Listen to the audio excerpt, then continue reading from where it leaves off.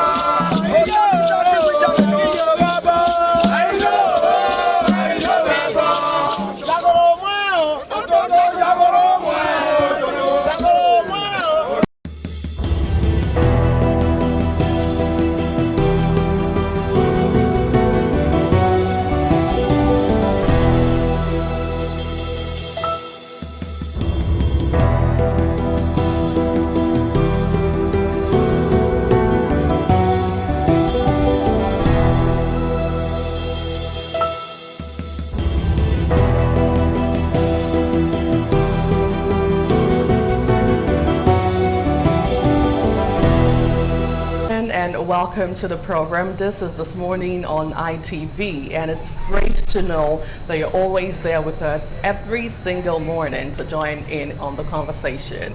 Welcome on board. I am Anuoluwapo Stevens. There's been a lot of shake-up, especially in the security formation right here in Nigeria with the leadership. As yesterday we saw our president, Bola Ahmed Tinubu, welcoming on board the acting new IGP in the person of Tunji Disu. A lot of things to talk about. He has come to say there's going to be police reforms. We're going to have a different dimension from what we've been seeing so far. And he categorically does state that the welfare of the policeman is going to be one of his utmost priority, and also how to gain back the public confidence. All of this and more would be our main conversation, our focal point this morning. And let's not forget what happened during the course of of this week right here in Edo State, Nigeria, with the opposition party, the ADC, coming out to alert and say so many things about the incident. We'll also dive our attention to that this morning, and we'll shift our attention as well to drug abuse, the menace, how to curtail it, and how to ensure that our youth are safe, because at the end of the day, they say that the youth are the leaders of tomorrow. Well, I have my amazing colleague right here in the studio, and hopefully during the course of the beat we'll have our colleagues in Lagos and Enugu join in on the conversation. Good morning, Harry. Good to see you. I was gonna say Harry Maguire, but I just remembered it's Harry Hybridge. Funny thing is, you don't even know who Harry Maguire is, but it's okay. Good morning to you. Why would you even say that? But let's not do that right now, right? But anyway, it's great to see you. So tell me, what have you been observing so far? A whole lot. Just like you've itemized in your opening speech. I mean, the whole lot has been happening, especially with the shake-up in the security architecture, right? Yes. Of course. Diesel is the new sheriff in town, like they say. You know, but the reality is Nigerians are definitely going to respond, and of course we've been seeing lots of reactions lately. You know, especially as regards the circumstances that led to the, should I say, abrupt end of the tenure of the. Was it really abruptly ended? Well, I guess it depends on the angle from which you're looking at it, right? Because originally his tenure was supposed to end in 2024. That was 2 years ago, right? And then, of course, there was an amendment which stipulated that the tenure should be elongated. You know, so he was supposed to officially end his tenure in 2027, right? So, but the question that a lot of Nigerians are asking is, what changed? What happened? If his tenure was supposed to end in 2027, as a matter of fact, I remember when the amendment happened and Nigerians were asking questions, I think the president came out to say, you know what, the National Assembly has amended it, and it is clearly stated that his tenure doesn't end until I say so. Of course. So the question is, what happened?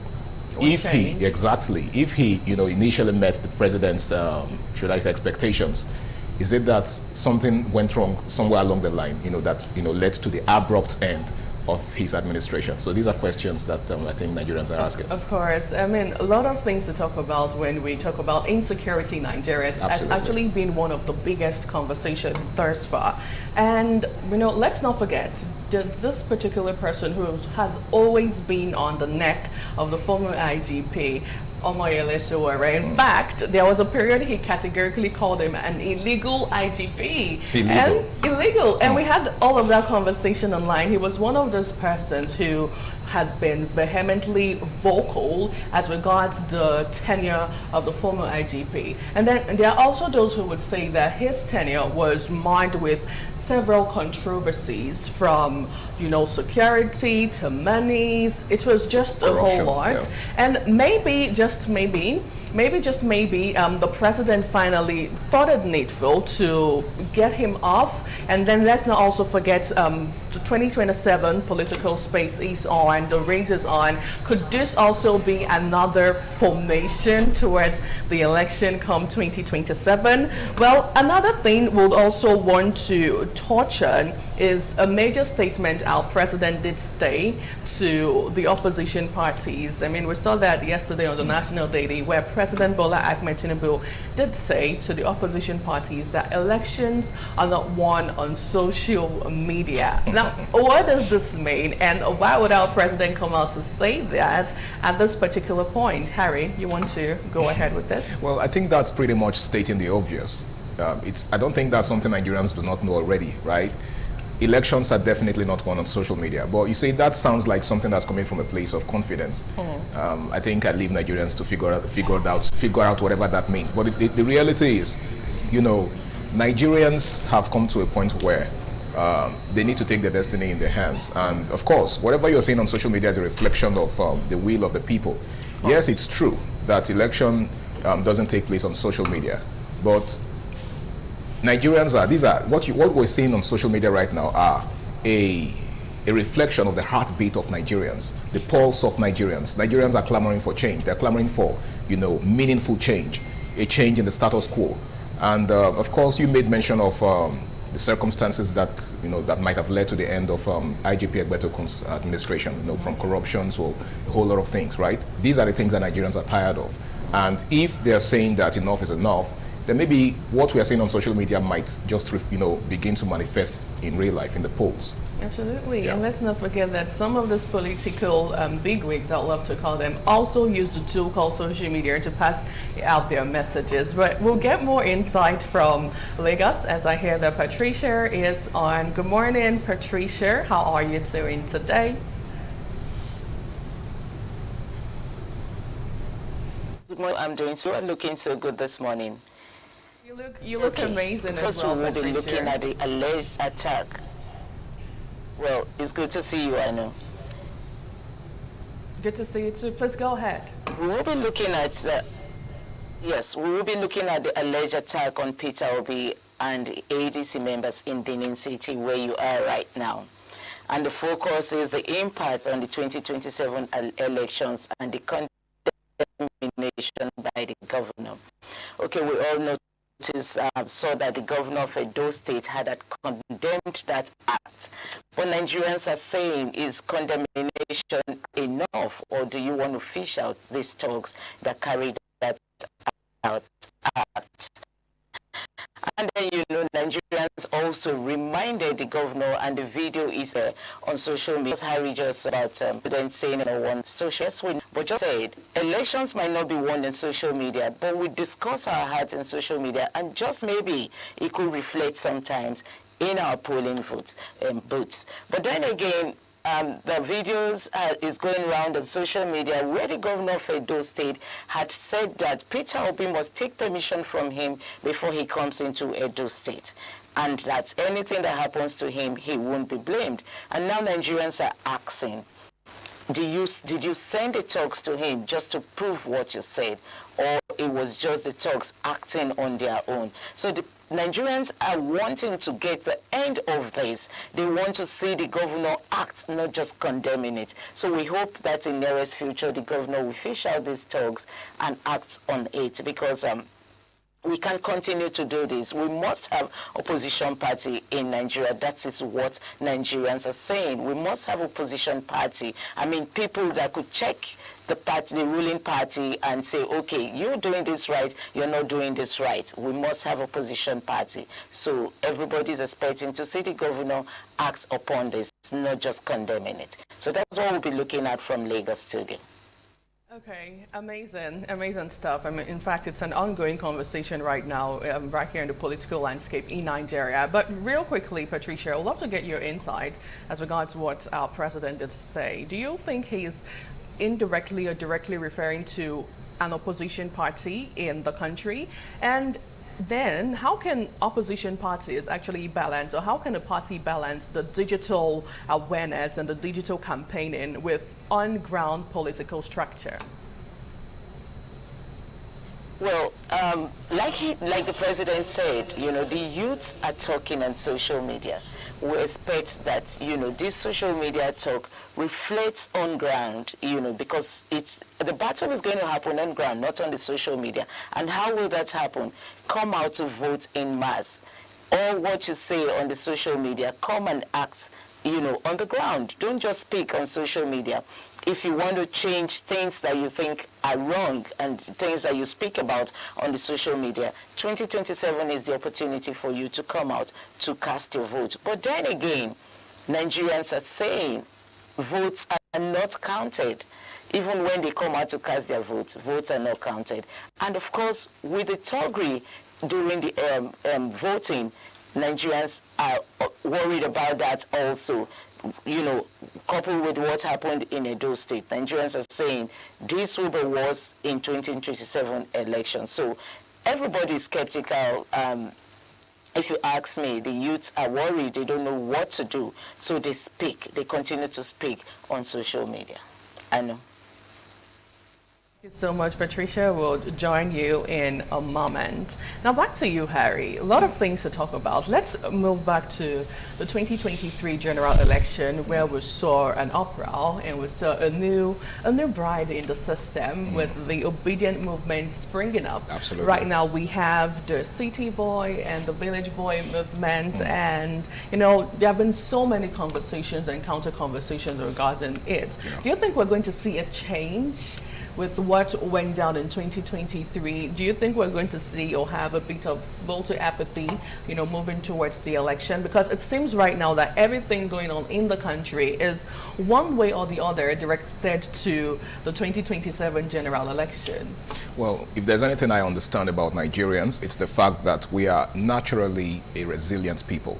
Okay, now one would have thought that with what has transpired in previous elections, even prior to the last election, right, that the level of voter apathy, would have skyrocketed, right, and Nigerians would have totally lost interest in the polity and all of that. But that doesn't seem to be the case, because we saw what happened in the last election. A lot of Nigerians came out en masse, to cast their vote and, of course, to exercise their franchise. So, going by that, or by those indices, I think it will be safe to say that there will be no voter apathy per se. Nigerians will still be as optimistic as ever. Okay, so I expect to see more Nigerians come out to cast their votes. But just like Patricia said, I think only a foolish person would like to keep doing the same thing over and over again without any concrete results. Okay, so Nigerians are actually tired. They are tired of doing the same thing over again and not seeing any meaningful results or any meaningful changes. So I think we need to focus more on the outcome of the result and the process, which is, the reason for the entire hula baloo about, the electronic transmission and all of that. So we need to be sure that our votes will count at the end of the day. So that's the focus of the average Nigerian. Okay. Well, our vote counting at the end of the day, only time will tell. We'll quickly take a short break, and when we return, we'll move over to look at a couple of national dailies this morning. Please join us again.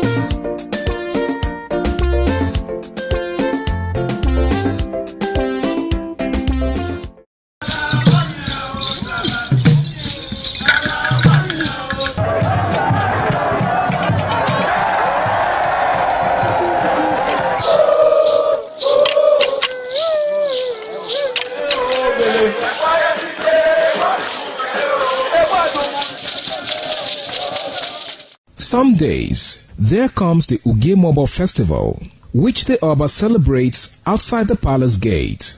A pavilion is built of red cloth where rites are performed to drive away all evil spirits still unsatisfied by the year's sacrifices. The Ugemobo Festival is to commemorate an event in Benin history which dates back to 1504 AD.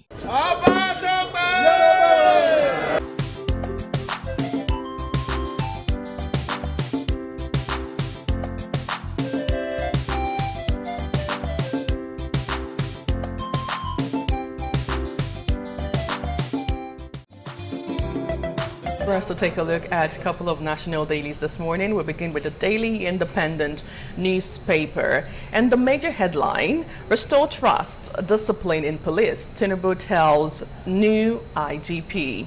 Subwriter says, era of impunity, abuse of human rights over Disu speaking. Well, still on the front page of Daily Independent newspaper this morning, Benin attack, APC proven to be terrorist organization. Who was speaking? ADC. On page 6, you get details of that story. Well, still on page 6 this morning, gunmen attack church in Ondo, abduct 6 worshippers. External bleeding, Nigeria loses $4.1 billion as services deficit widens. That's on Business News. Away from that, why NRS is eyeing 40.7 trillion naira revenue for 2026 by Adedeji. You get details of that report on page 7. Oil Pearl National Assembly reads Riot Act to Edu. MDA heads on page 6. Federal government poised to tackle state industrial challenges, says Shatima. Broadband expansion drives telecom subscription to 179 million. And that, interestingly, is quite a lot. Well, on the front page of the Daily Independent newspaper, we see a picture of what happened yesterday right there in Abuja with President Bola Tinubu, the new acting IGP, and of course his wife during the decoration of the newly appointed acting IGP at the presidential villa in Abuja. Now, finally, on the Daily Independent this morning, APC sets stage for 2026 convention, raises planning committee on page 6. And that's all on the Daily Independent this morning. We'll move over to another major newspaper. Yeah, let's turn our attention to the Nation newspaper this morning. And of course, we just have a handful of headlines on the Nation newspaper, but it's actually leading with the headline, Tinubu to Disu, restore security. Tinubu to Disu, restore security, and that's the charge to the new Inspector General of Police. Of course. Okay, and then there is a sub rider there that says opposition lacks serious policy discussion, says Agbakoba. Opposition lacks serious policy discussion, says Agbakoba. You find that on page 4 of the Nation newspaper. And then there's another sub rider that says President amends Constitution to embed state police. The president says amend Constitution to embed state police. Now that will be found on page 3 of the Nation newspaper. And still on the Nation newspaper, Adamawa lawmakers in mass defection from PDP. Adamawa lawmakers in mass defection from PDP, and that's still on page 3. And then on page 4, this one says air-to-ground communication equipment gone in MMIA fire. Air-to-ground communication equipment gone in MMIA fire. I think that's referring to the inferno that engulfed the MMIA secretariat, and that will be found on page 4 of the Nation newspaper.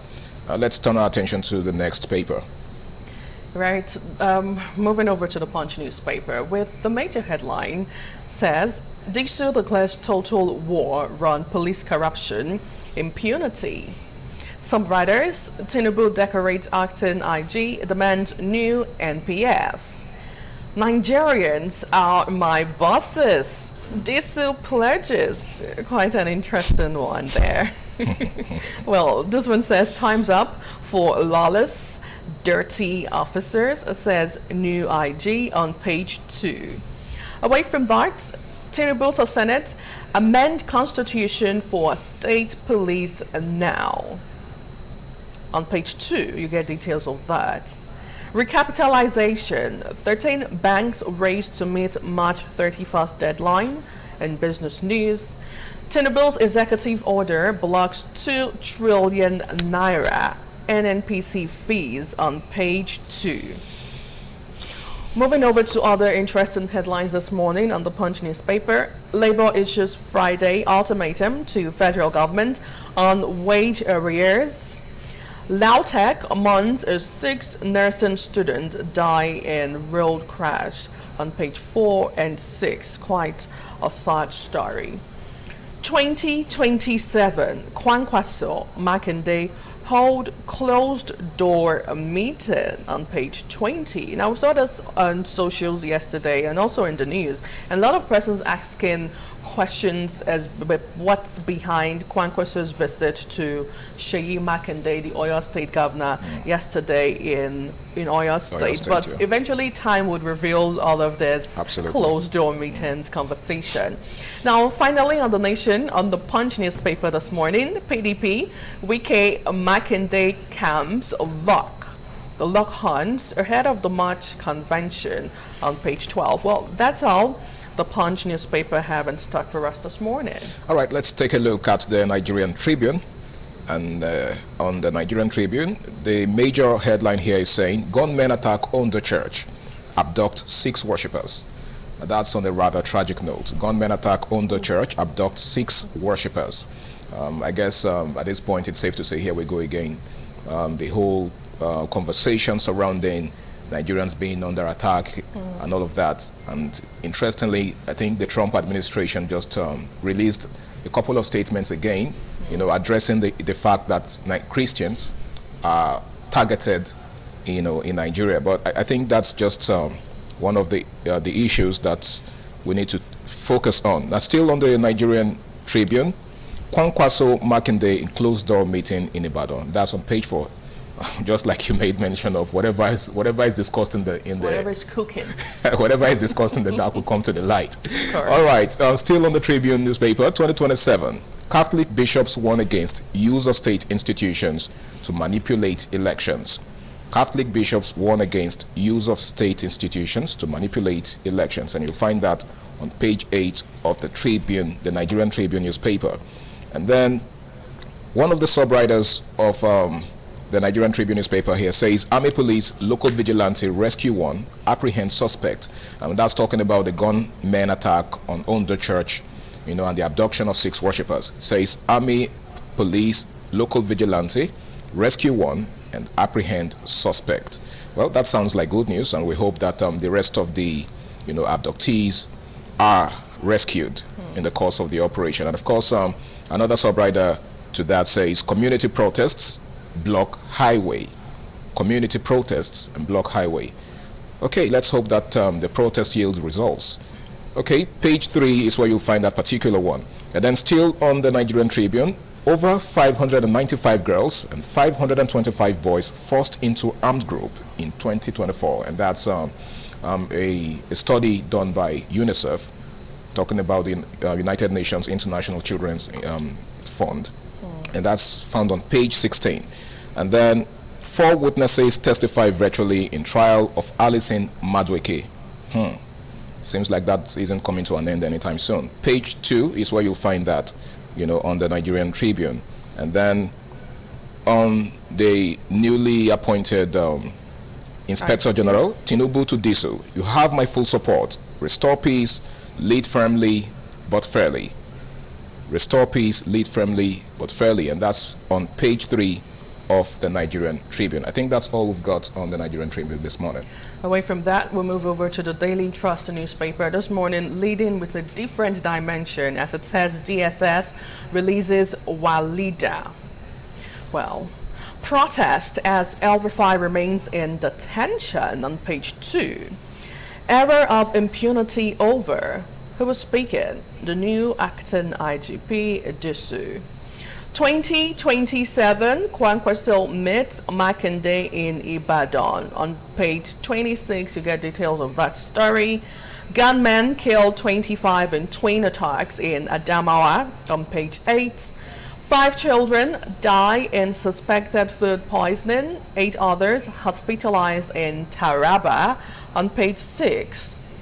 Court orders Indimi to pay daughters $435 million. You get details of that story on page 6 still. Fintri set to defect as Speaker. 13 Assembly members dump the PDP on page 16. Well, it seems the defection window is still open with a lot of persons, a lot of governors. That's actually the ones left right now, moving over to the ruling political party. What do you make out of this? Well, like we already know, much of these defections are born out of personal interest, okay? And some persons have argued that ain't nothing changed, like my American friends would say. These people are just the same people, same ideology, same belief system, and the only thing that changes is their personal interest. Perhaps what they intended to get in their, former political parties, they weren't getting. So now they are defecting to the new parties, just with the hope that they get what they want. But you see, this actually underscores the fact that, politics in Nigeria is more about personal interest, like we've always said. Otherwise, why the gale of defections? What's the essence of jumping from one party to the other if your intention is actually to serve the people? But as time goes on, I hope we're able to unravel the mystery behind this. Of course, and let's not also forget, we also had a conversation a couple of weeks and throughout last year as regards to the fear of the one-party system as Nigeria tilting towards a one-party state, and we're still seeing defections happening and maybe would even have even more.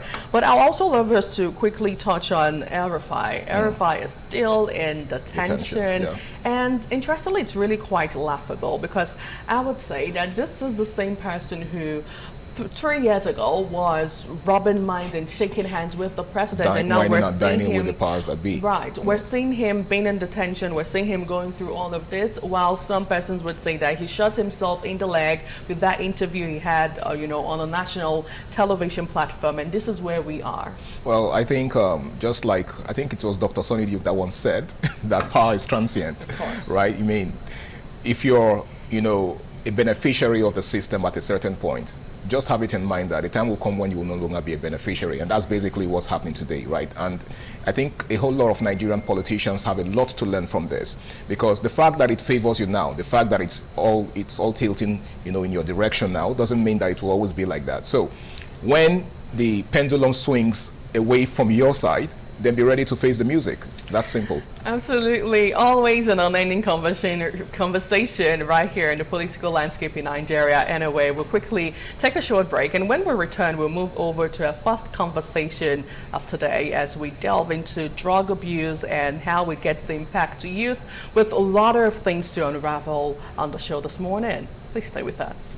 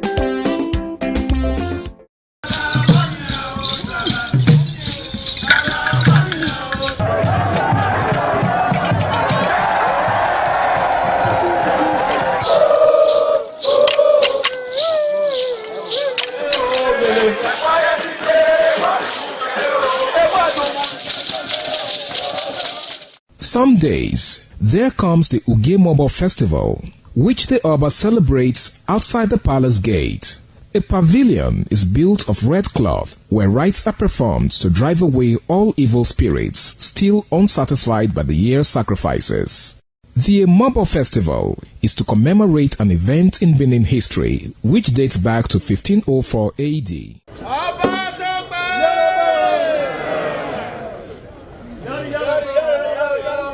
Yari yari, Ọba Tope.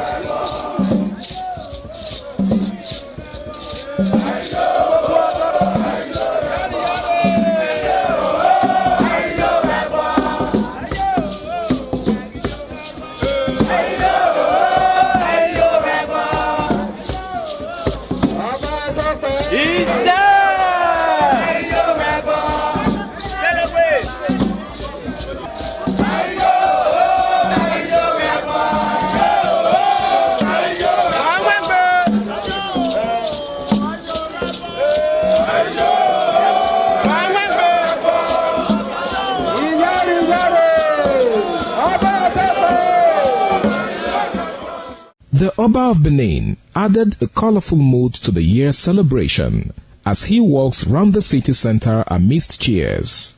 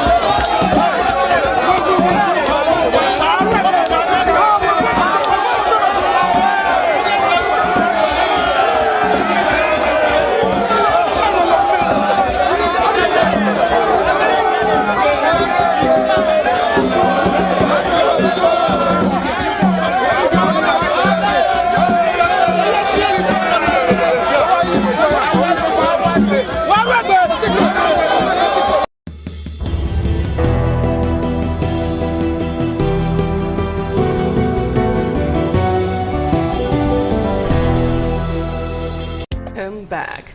Now, based on the most recent comprehensive data from the UNODC 2018 and reports from the National Drug Law Enforcement Agency NDLEA, up to 2025, drug abuse in Nigeria is a significant public health issue, with prevalence rate nearly 3 times higher than the global average. Now, approximately 14.13 to 14.4 million Nigerians aged 15 to 64 have used the psychoactive substances, excluding alcohol and tobacco, in the past year. So roughly 1 in 7 persons aged 15 to 64 years in Nigeria had used a drug in the past year. Now, our conversation this morning, right now, is on drug abuse amongst youth, its impact and how to scale through it. And joining us to scale through this conversation this morning is Osao Egariba. She is a survivor, and it's great to have you join us this morning right here in the studio. Good morning. Thank you for having me. You look great, by the way. Thank you. So, quickly tell us, what led you to starting using drugs? What led you to start using drugs? And at what point did you say, you know what, I have to stop this? Long story short, first of all, I have to give all the glory to God, because there was never a time I thought I would be talking about this, because it's a journey someone embarks on then never gets back from. You know, so I'm grateful to God. And in that community I found myself, I discovered that it's 80% supernatural, like spiritual. And you know, over time, my life, but for me, I'll speak for myself. And for me, I had series of repeated rejection, you know, things never worked out, you know, and led to depression, you know, suicidal thoughts and even suicidal attempts, you know, and, you know, then friends, what do they call it now, youthful exuberance, you know. So it's like a networking, you know, sort of spiritually for me. And what's the other question? At what point did you decide to start seeking help, and what made you seek help? Okay, me seeking help, no. Mine was spiritual. When you say spiritual, what do you mean? I mean, like, I had a revelation, and Jesus saved me, literally saved me, like a revelation. You know, I felt this pull, you know, around my neck and my whole. I've never been to a rehabilitation center before, and I was addicted for over 10 years. Wow. Yeah, so I knew then that I had a calling, or I had to. It's like there was this knowing that there's an assignment for me, you know, to get people out of this pit from my own experience. Thank you. Now, what has actually been the most challenging part for you in that recovery journey? For me, I'll say regrets. Regrets? Yeah, regrets. You know, the type of person I am, I'm not the type of person who, you know, I don't run after people, don't know how to ask for help. So I let my guard down. The things I did, you know, right now I have regrets. The money I wasted, properties I sold. You know, I do content on TikTok, and sometimes I look at my phone, not doing justice to the work, and you know, I remember, you know, things, the good phones I sold, you know, for peasants. Okay, for peanuts, let's take a look at the pull factor. Okay, what is it about hard substances that, you know, seems to pull young people so much? Because of course, if you take a look at the population of people who abuse substances, the majority of them are young people. So what is it about drugs, or should I say hard substances, that young people find so fascinating? I wouldn't say it's for satisfaction or enjoyment purpose. Really? Or the youthful exuberance, that's part of it. But the major is that most of these youths, you're not really engaged in anything reasonable to do. That's one. Secondly, it's something, it's when you about say the engaged, are you talking about idleness? Are you saying that they're idle. Okay. They're being idle, you know. Nobody, you know, in our country, and I'm speaking from Nigeria. Okay. And it's a mindset thing. When you don't feel seen, you don't feel heard or understood, you know. It's, well, you know, then when I was in that community, I realized that I was like a therapist to these people, and these were the common problems they had from home. You know, people don't want to listen to them, and you know, their complaints and everything. So it's a mindset thing. People who feel they're not, they need validation, you know, they want to be loved and everything. So it's a mindset thing. As at the time when you felt like you were a therapist to some of these people, were you still dealing with the addiction thing? Of course, yes. I just discovered that these people came to me somehow. They didn't leave how they came. Yeah, so that's why I knew I had the skills to, you know, counsel, you know, because I knew everything. Although I may not have the certification, but somehow, you know, I have my experience in that field for over 10 years. Now let's talk about healthy coping mechanism, because you have gone through all of that, thankfully, thanks to God. So what are some of these healthy coping mechanism and resources that you found helpful during your journey and you want to share to someone who is struggling at the moment? I did mine the hard way. I wasn't the one who, you know, flushed the system, did all this. I would say one is just the Holy Spirit. You know, I told you I gave my life to Christ. Yeah. You know, giving your life to Christ and bonding with the Holy Spirit, and one of the fruits He gives you is self-control, and that I had. You know, automatically it takes you out of the crowd. You know, the drinking, the smoking, the partying. It just separates you from that life. So I did that part to the glory of God. So I didn't have the urge, or, you know, I was just focused on my religion and then bonding with the Holy Spirit. And secondly, accountability. For me, I brought myself out. I told people, I brought myself out to the internet that I was on drugs, and then I gave my life to Christ. You know, I decided to be the mirror. You know, even when any urge comes, the glory be to God, it didn't come. So when you realize, look, I am the mirror, people are looking up to me. So that helped me. But for other people who can go through that part because of shame and, you know, what people may say, you can look for accountability partners, friends. Friends you can, you know, rely on, maybe go to church, you know, and everything. And then I built my mental capacity. You know, I changed, a book helped me, The Miracle Morning. changing my habits. Oh, no, we don't have enough time. Changing my habits, forming another habit for 30 days. Was it 28 or 30 days?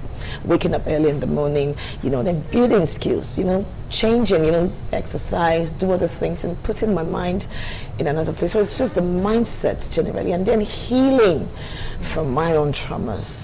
And from the story you've shared so far, it's pretty clear that you were very intentional about breaking free. But there are persons who do not even have the willpower, to wake up and say, I've had enough and I need a change of life. What do you think can be done to help such persons? You just have to. Nobody's coming to save you. The government cannot save you. They can only render the help they can. But I told myself, remember who you are. There's something I noticed that I know is common with addicts. They are great people. They have a great past, a very ugly present, and then a very bright future. But they're stuck in the present. So just remember, pick yourself up. For me, like I told you, I didn't have the willpower, but if they have, fine, fair enough. But the Holy Spirit helped me all the way through. I decided, look, I couldn't do it on my own, and surrendered everything to God. And then He gave me His strength. Yeah. Okay. Right. So I love the part where you said, remember who you are. Who you are. No one is coming to save you. It's up to you to get to where you want to be and just be intentional. Thank you so much. That's been a lot and so insightful, I would say. Osao Erariba, drug abuse survivor and advocate. Thank you so much for your time Thank you. this morning. Thank you. And hopefully you continue to use your voice to speak healing definitely. to persons around Definitely. you. I am willing to volunteer any day, anytime. Thanks again. Now, we leave the conversation here this morning and we take a short break. When we return, we'll move over to the political part of the conversation. Please join us again.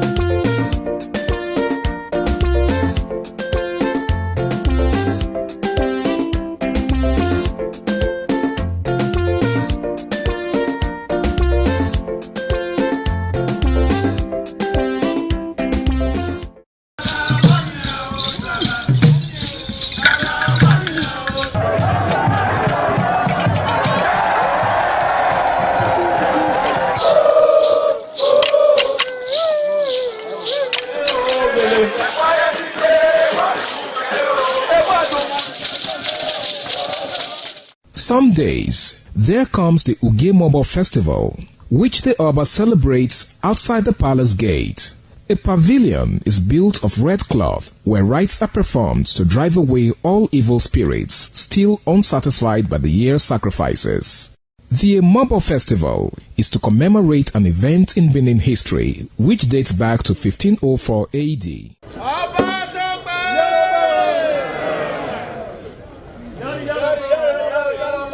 Yari yari, ọba àtọ́pẹ́.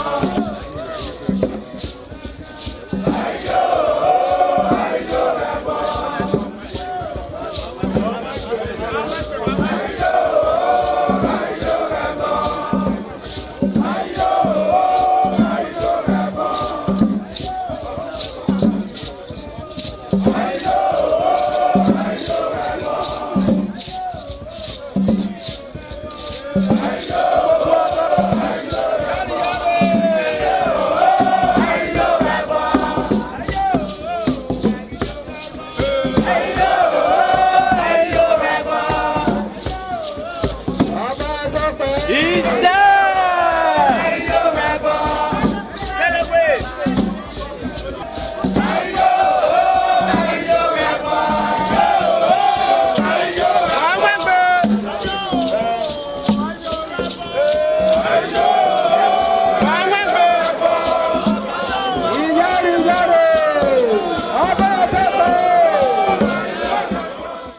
Oba of Benin added a colorful mood to the year's celebration as he walks round the city center amidst cheers.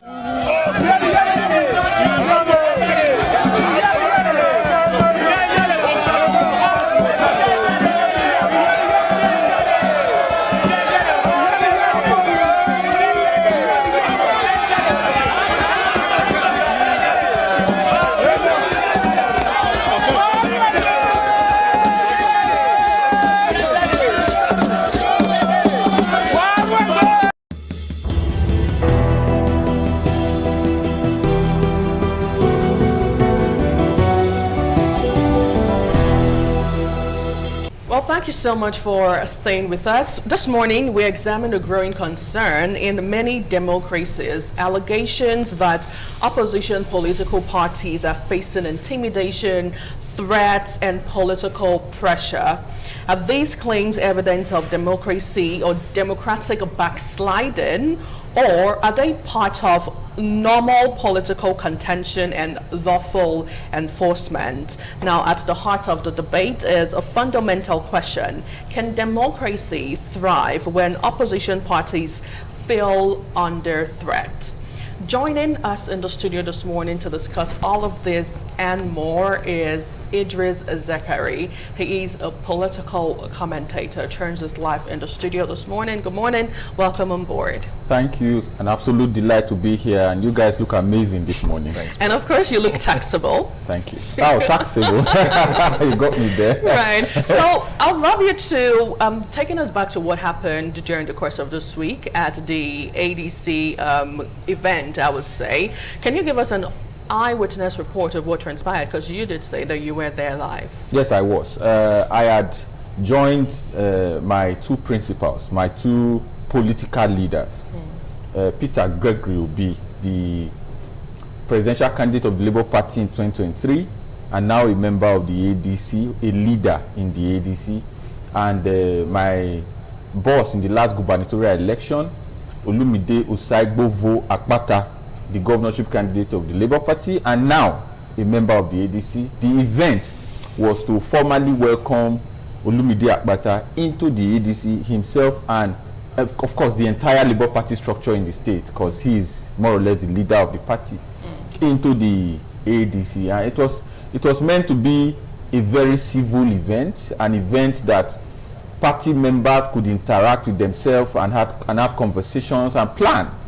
Interestingly, while we were there at the venue of the event at the party secretariat, information filtered in that some individuals were mobilizing, purportedly by, because it's still subject of investigation, so I'm trying to choose my words very carefully, but I know exactly what I am supposed to say, but just out of respect for the investigators, purportedly by the state government, mobilized to come attack the secretariat. So, in the wisdom of the security agents attached to the VIPs who were there, because you must keep in mind, apart from Peter Gregory Obi, we had two other former governors of Edo State present at that event, Chief John Odige Oyegun and Professor Usaremen Usumbo, present at that event. We had former senators Roland Owe, we had former senators Eige Uzame at the home of the leader of the party, Chief Oyegun. So there were a number of VIPs present at that event, including the party leadership in Edo State, the ADC party leadership in Edo State. We had to quickly wrap up that event, and then we moved, as a form of respect, back to the house of Chief John Odige Oyegun, where all of the leaders were converging and having conversations inside the living room of the leader. Shockingly, in a matter of minutes, we heard multiple gunshots. Even before then, information had also come that while we had left the party secretariat, people had gone there, armed men had gone there, shot sporadically. A lot of persons were injured. There were people with gunshot injuries, and then they destroyed properties that were on site, even that of innocent Edo men and women who were going about their business in that area. People were shot, the venue was vandalized, and it was terror, it was carnage. But they didn't stop there. Shockingly, they moved to the home of Chief John Udige Oyegu, and I'm talking now as somebody who was there while this exchange of gunfire took place. I call it an exchange. I'll get to why I called it an exchange. And then there was this massive violent attacks. All the vehicles parked in front of Chief John Udige Oyegu's house either had gunshot bullet holes or were destroyed by other means. The windows were smashed. And then they didn't even stop there. At this time, they had not yet come to. They now attempted to access the compound of a former governor of Edo State. It was then that the security agents attached to the very few of them, just 2 or 3 DSS officials that were attached to these VIPs, now had to intervene and stop the assailant. Otherwise, no one could have we probably would have had a totally different conversation today. To have 3 former governors, Peter Obi, former governor of Anambra State, Chief John Udige Oyegu, former governor of Edo State, Professor Osareme, former governor of Edo State, Senator Ege Uzamere, former senator of the Federal Republic, at least 2 former civil commissioners.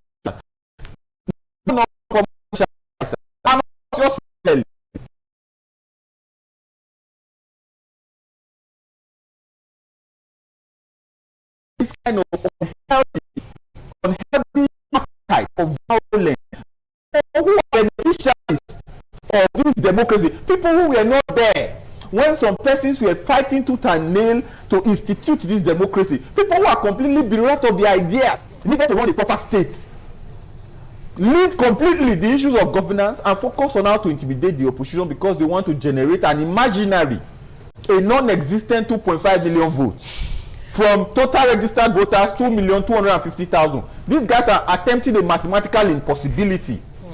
And to achieve that, they are determined to intimidate anybody. No voice must be heard. It's something that is condemned, stands condemned, and we condemn it. And I am sure that the leaders of the party are taking the necessary action. I don't want to get involved in what the leaders are doing and what leaders of the party are doing to address this, but I don't know who advised these guys that something could happen to Peter Obi in Edo State, in Benin City, and Nigeria will remain the way it is today. So, I want to you said of operative, mostly from the attack to the because this guy all the time, because the number of security men attached to the VIPs, there were not a lot of them. They first of all prioritized securing the VIPs. I'm not going into graphic details that I can explain. They prioritized securing the VIP, but when they saw that these guys were not abating, they were shooting unhinged. They were let loose, banderas, like they were from Mexico. These guys, these DSS officials had to respond aggressively. When we came out, when they ran away and we came out, it was carnage. It was even some of I know the DSS will not be happy with this. One of the Iloxes of the DSS, let them argue it, was shot. One of the vehicles had multiple bullet holes. Imagine that we had an official inside that Ilox. Today it will be a different conversation.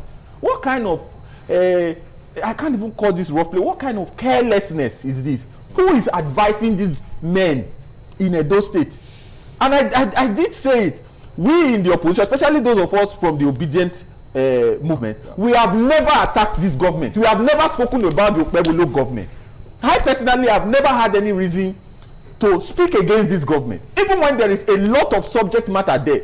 We've just decided to let them do their thing. Okay. But it is this government that has consistently attacked those of us who are from the obedient part. I don't know what they are scared of. So now there has been allegations and counter allegations since this whole incident started. Interestingly, Edo State government has come out to speak and the Edo State government is hinging it on the fact that there was an internal party rivalry, and that could have been what led to what transpired over the course of this week with the ADC. You want to react to that? And we also did hear, we had feelers that a couple of days ago, I think it was right there at Chief Odigo Oyegu's house, we were having a meeting and some persons were shut out. Some of the ADC guys were shut out from entering that particular place. Perhaps that could have been the course of what transpired over the course of this week. That is a great question. They suggested, the APC is suggesting that they are suggesting that there's internal crisis in the ADC without evidence. The dramatic personnel of their purported disagreement, both leaders of the ADC were present at the event. What these very unintelligent people surrounding the Edo State government are suggesting is that you and I have an internal quarrel. A man and his wife probably have an internal quarrel, a domestic quarrel. And then we decide to sit down and have a conversation and discuss ways to move the party forward, and then we will still arrange people to come and threaten our own life. Chief Roland Owe was in that meeting, seated. Chief John Odigo Oyegu was seated 2 persons away from Chief Roland Owe, Senator Roland Owe. So where is the disagreement coming from? Look, where is the extent? Make it make sense. Can you take us back to that event that a lot of persons have been talking about that could have been the cause of what happened? It's interesting that you even referred to that event.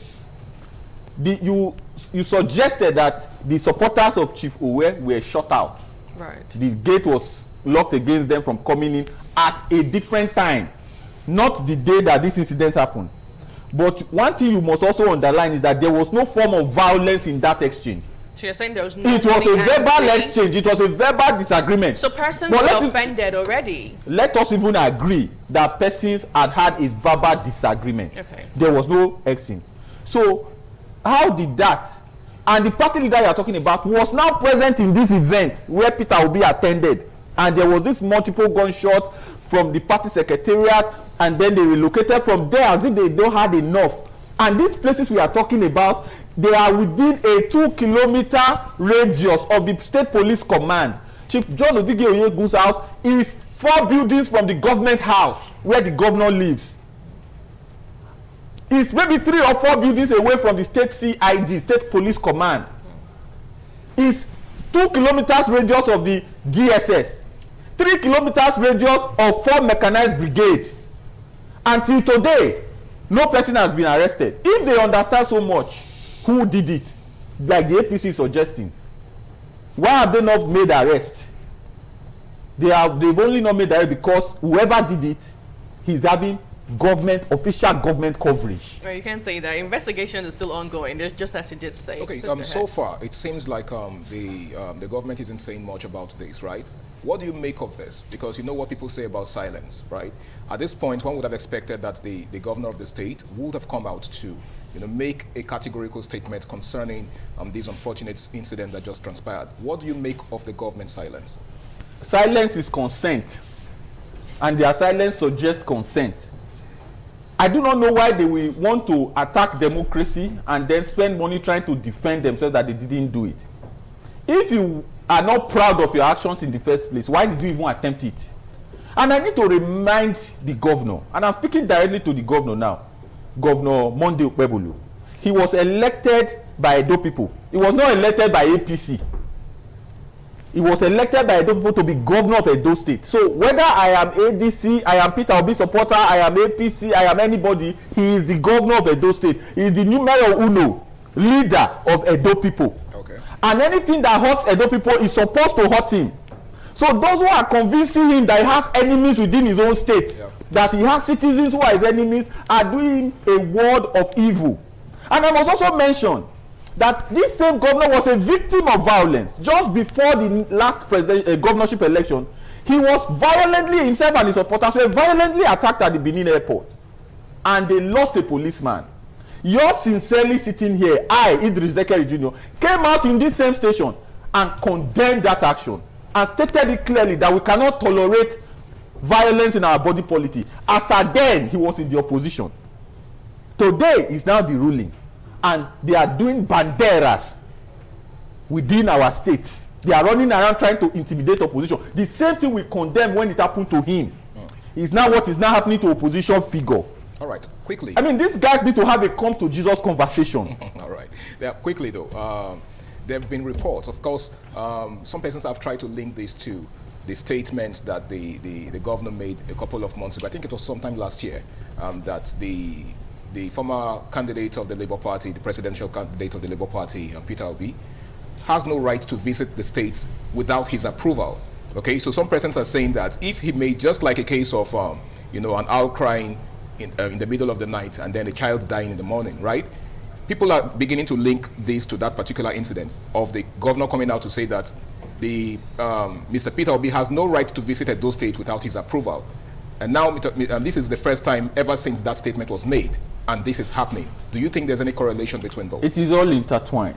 And I think the governor is mostly misadvised. It is out of decency that I am not naming names of some of the people who have been fanning this very volatile rhetoric within the Edo State government and within the APC in Edo State. We have seen people come out to say they hate somebody. We have seen people come out to make assiduous statement towards other individuals just because we are not in the same political party. Yesterday we were in the same political party. Today, because we are not in the same political party, you cannot even predict where we are going to be tomorrow.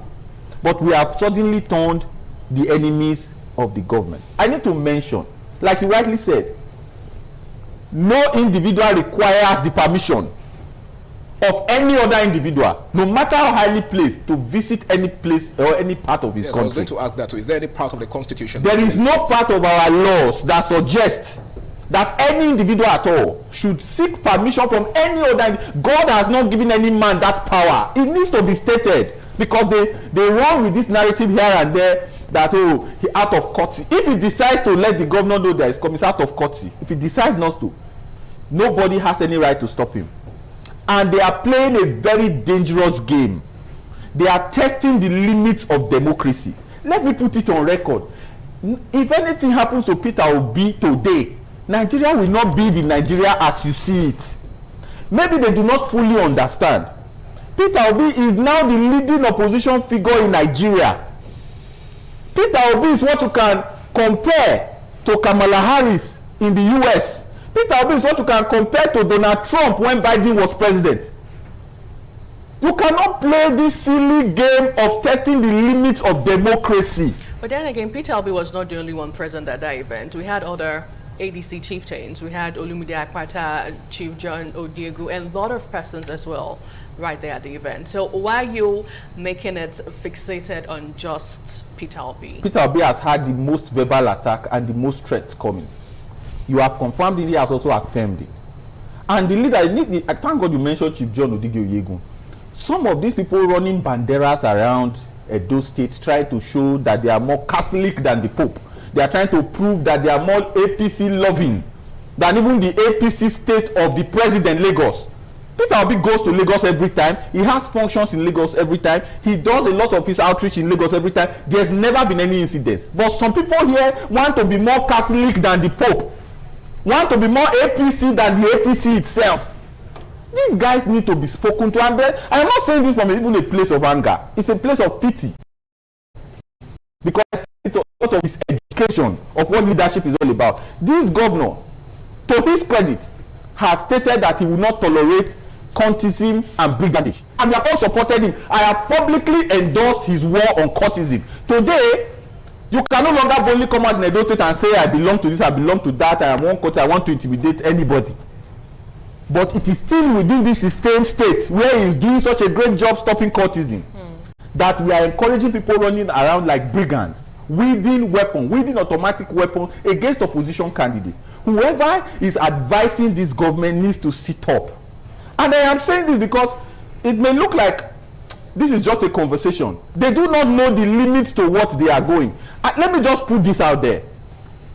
If Peter Obi was a northern politician, for example, if Peter Obi was Atiku Abubakar, if Peter Obi was Rabi Musa Kwankwanso, and he comes to Edo State and shots are fired at his location, Do you think we are going to be having this conversation the way we are having it now? Let's not even get to that. Let's not get there. So these people ought to be careful. Okay, that's what I am saying. Now, moving back to the next question, or moving over to the next question, is Nigeria's political space becoming more violent with what we are seeing today happening in the country? Evidently, it's self-evident that some persons feel the only way to win election is by oppression and violence.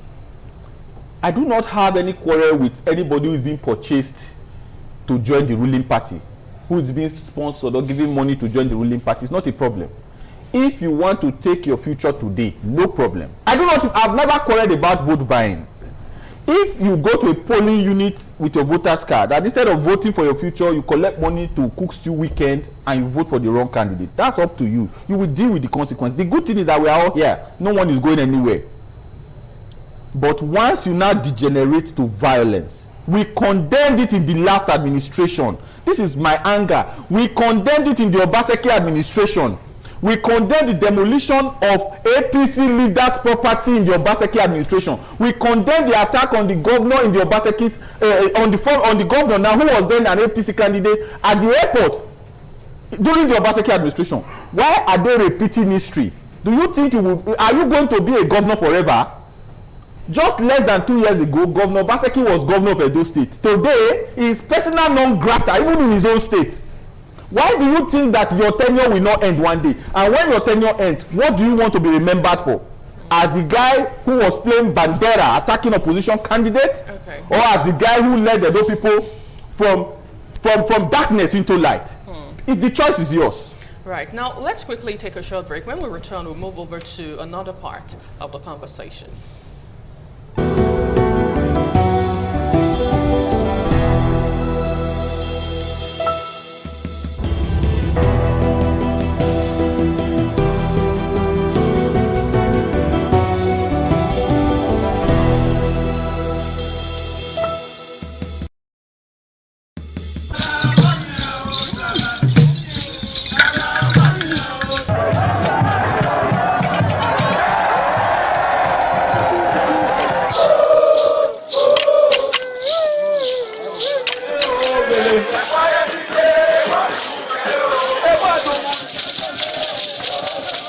Some days, there comes the Ugemobo Festival, which the Oba celebrates outside the palace gate. A pavilion is built of red cloth where rites are performed to drive away all evil spirits still unsatisfied by the year's sacrifices. The Ugemobo Festival is to commemorate an event in Benin history which dates back to 1504 AD.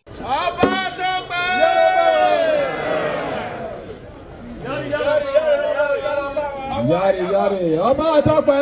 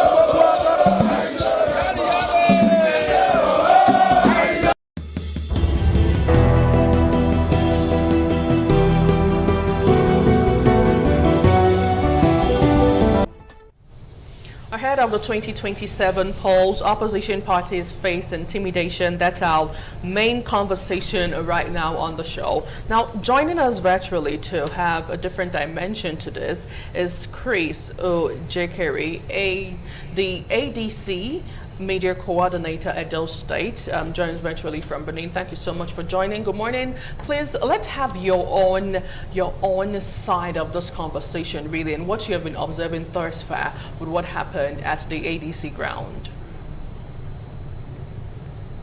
All right. Good morning, and thank you for having me here.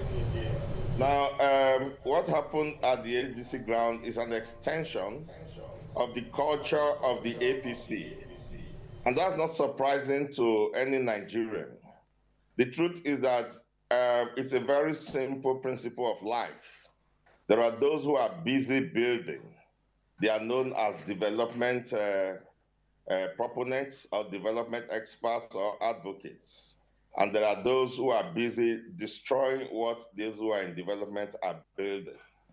And it is your activity that tells which side of the divide you are. It's just like you have it in the classroom. Serious students are busy reading their books. Bullies are going around the class, knocking people on the head, and so on and so forth. So the ADC came to Edo State to build democracy, to ensure with other Nigerians that we don't have a one-party state in this country, that democracy has an alternative vent, an alternative platform, where people who love democracy must express themselves. And the Labour Party latched onto that. The Obedient Movement had latched onto it earlier and had all moved their structure into the ADC. The Labour Party, led by Olumide Akpata, the last governorship candidate of the party, was moving into the ADC with a special guest of honor of Peter Obi, there to grace the occasion because of the centrality and the significance of Edo State in the board game of the Nigerian politics. That was too much for the APC in Edo State to take in, especially when they saw the mammoth crowd that came to grace the occasion. So they came there to attack the ADC secretariat, wounding people, breaking down chairs, shooting sporadically. They shot one woman at the neck. They shot another at the head. They stole everything the DJ had used to organize the occasion outside, including his laptop. They robbed people of phones. They went to the house of, the Ward 10 chairman, who lives not far away from the secretariat, beat hell out of him and his daughter, beat the woman who was by the Ward 10 chairman's house, and proceeded from there to the private residence of the first executive governor of Edo State, the most foremost statesman you have in this country, whose name is synonymous with excellence. He has never in his life been associated with anything violent. They went to his private residence and started shooting down every vehicle that was in sight in front of his gates. And then to make matters worse and to show you how low these guys are, after shooting down all the vehicles, they turned their guns and bullets at the gates of an elder statesman, an octogenarian, and started shooting at the gate until they were repaired by the police from inside the compound. If the gate was not shut, these guys would have moved into that compound and shut down everybody, including Peter Obi, the state chairman, the state leader, the national leader, the state chairman, and every other leader that was in there. And in fact, the people that were in there. These people would have moved in because they were actually shooting at it. And you go there now, you see black marks at the gate. So it's culture of intimidation. You have a situation now where in this country you have a gang of empty heads, nitwits, who have found themselves in position of power and they think their life depended on it. And the only language they've ever understood as they were growing up as delinquents is the language of force, the language of power. But what they don't know is that they didn't remember that right from their primary school days through their secondary school days to the university, intelligent people have always beaten them with strategy. And that's why they have remained Agbero from primary school till now. And the intelligent people are the ones that are ruling the society. Go to corporate world, go to the academia, it's still the intelligent people. So they cannot bring ADC down with the force of bullets. ADC is an elite party that is grassroots driven, that has come to stay in Edo State and stay in Nigeria. And in fact, we are preparing how to win the 2027 elections. So that's what happened that day. So all of this intimidation and violence that the opposition party is facing currently, how do you think it will affect the forthcoming election come 2027 in terms of voters' confidence? Do you think it's going to affect voters' confidence? You see, the voters' confidence have transmitted since 2023 election. When things are not clear to people,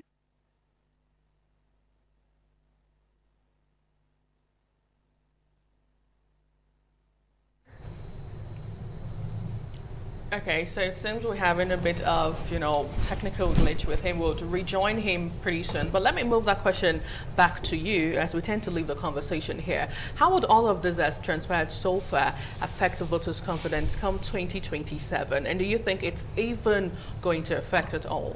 That's a great question. The simple answer to that question is, if you are under oppression, under an occupation, how long will you fight for freedom? As long as it takes. The Nigerian people must come to the ultimate realization that a gang of few individuals, less than 5,000 of them, accumulate all of those occupying public office today across party lines, less than 5,000 of them, cannot hold the destiny of an entire country of nearly 300 million bound. God has not given any man that kind of authority over any other man. And you are now talking of a handful of individuals who think that they have to intimidate their way, shoot their way, bribe their way, buy their way to retain public office. And the most shocking part of it is that the president today was once seen as a pro-democracy advocate. Today, we are seeing the true colors of the man who was once touted as a man who believed, unrepentantly in democratic process, as a man who funded pro-democracy forces against the military.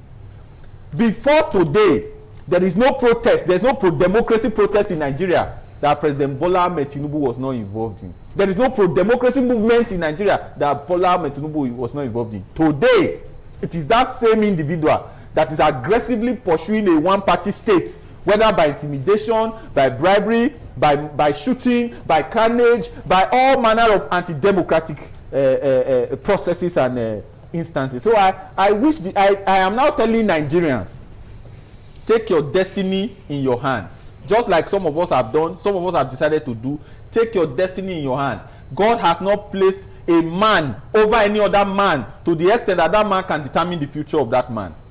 All right. One of the major fears that the average Nigerian has had over time is the fear of intimidation at the polls. Now, do you see these unfortunate incidents, being replicated at the polls come 2027?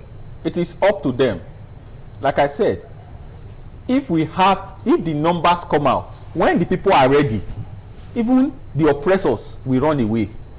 When the Nigerians are ready, Nigerians mobilize themselves to the polls in 2027. And this is not even a partisan, for me, it's not even a partisan conversation. Mobilize yourself enough to ensure that we have a free and fair election and let the best man win. It's just a straightforward matter. Who is afraid of free and fair election? Who is afraid of opposition? This same president was governor of Lagos when the then President Obasanjo, under the PDP, won every single part of the Southwest. As at then, the PDP boasted of over 30-something governors. He is replicating it. These people don't think correctly. Is it that you don't learn from history?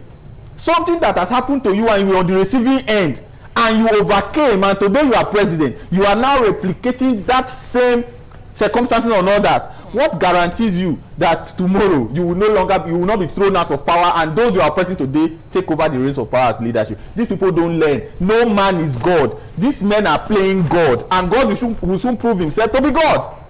Okay. Now, we'll leave the conversation here because, just as you did say, and as we've actually highlighted and put it out there, the investigations are still ongoing. But then again, allegations of political intimidation strike at the core of democratic governance. Now, whether these claims reflect genuine concern or political rhetorics, the responsibility to protect democratic space rests with institutions and ultimately the citizens. We'll take a short break, and when we return, we'll move over to the other part of the conversation. Please join us again.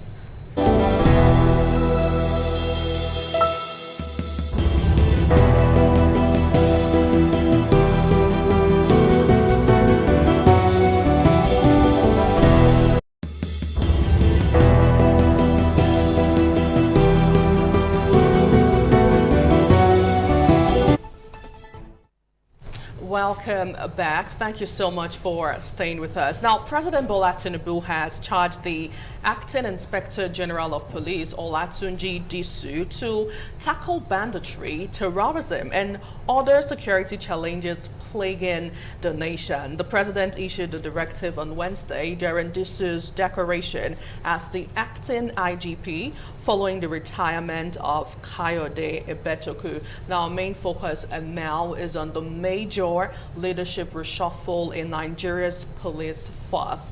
What does this mean for the security terrain in the country, and especially as we move towards the 2027 election?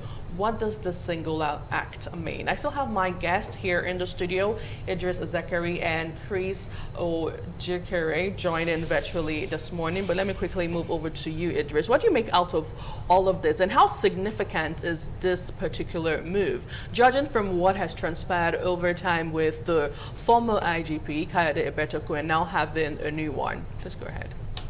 There is nothing significant about what has happened. It Really? is the same ritual. The ritual of the president picking whoever he likes in the police hierarchy to come and become Inspector General, even when you have to jump 6, 7, 8 other senior officers. I don't care about it. It's not my business. I don't involve myself with it. All I want to see as a Nigerian living in Nigeria is that Nigerians are able to go about their businesses without fear of harassment. That Nigerians are able to travel from one point to the other without fear of harassment. That Nigerians are able to go to any part of Nigeria without fear of kidnapping, harassment, and without people collecting ransom. That the police are able to do their jobs without having to depend on citizens to fund them. That the police stations are not turned to Osusu Collection Center, where bail is purported to be free, but no man has gone to the police station and come out with bail free. This is what I want to see. Otherwise, the name of the person on top is not my business. You go to any other part of the world, you don't know who your council chairman is, you don't know who your police commissioner is, you don't know who the military general is. All you know is that when there is an emergency and you call the emergency number, people come and attend to you. Yesterday's case, day before yesterday's case at the AD Secretariat is another, very classical example of failure of security agents. I just told you that from the state police command to Chief Oyegun's house is less than 3 minutes drive.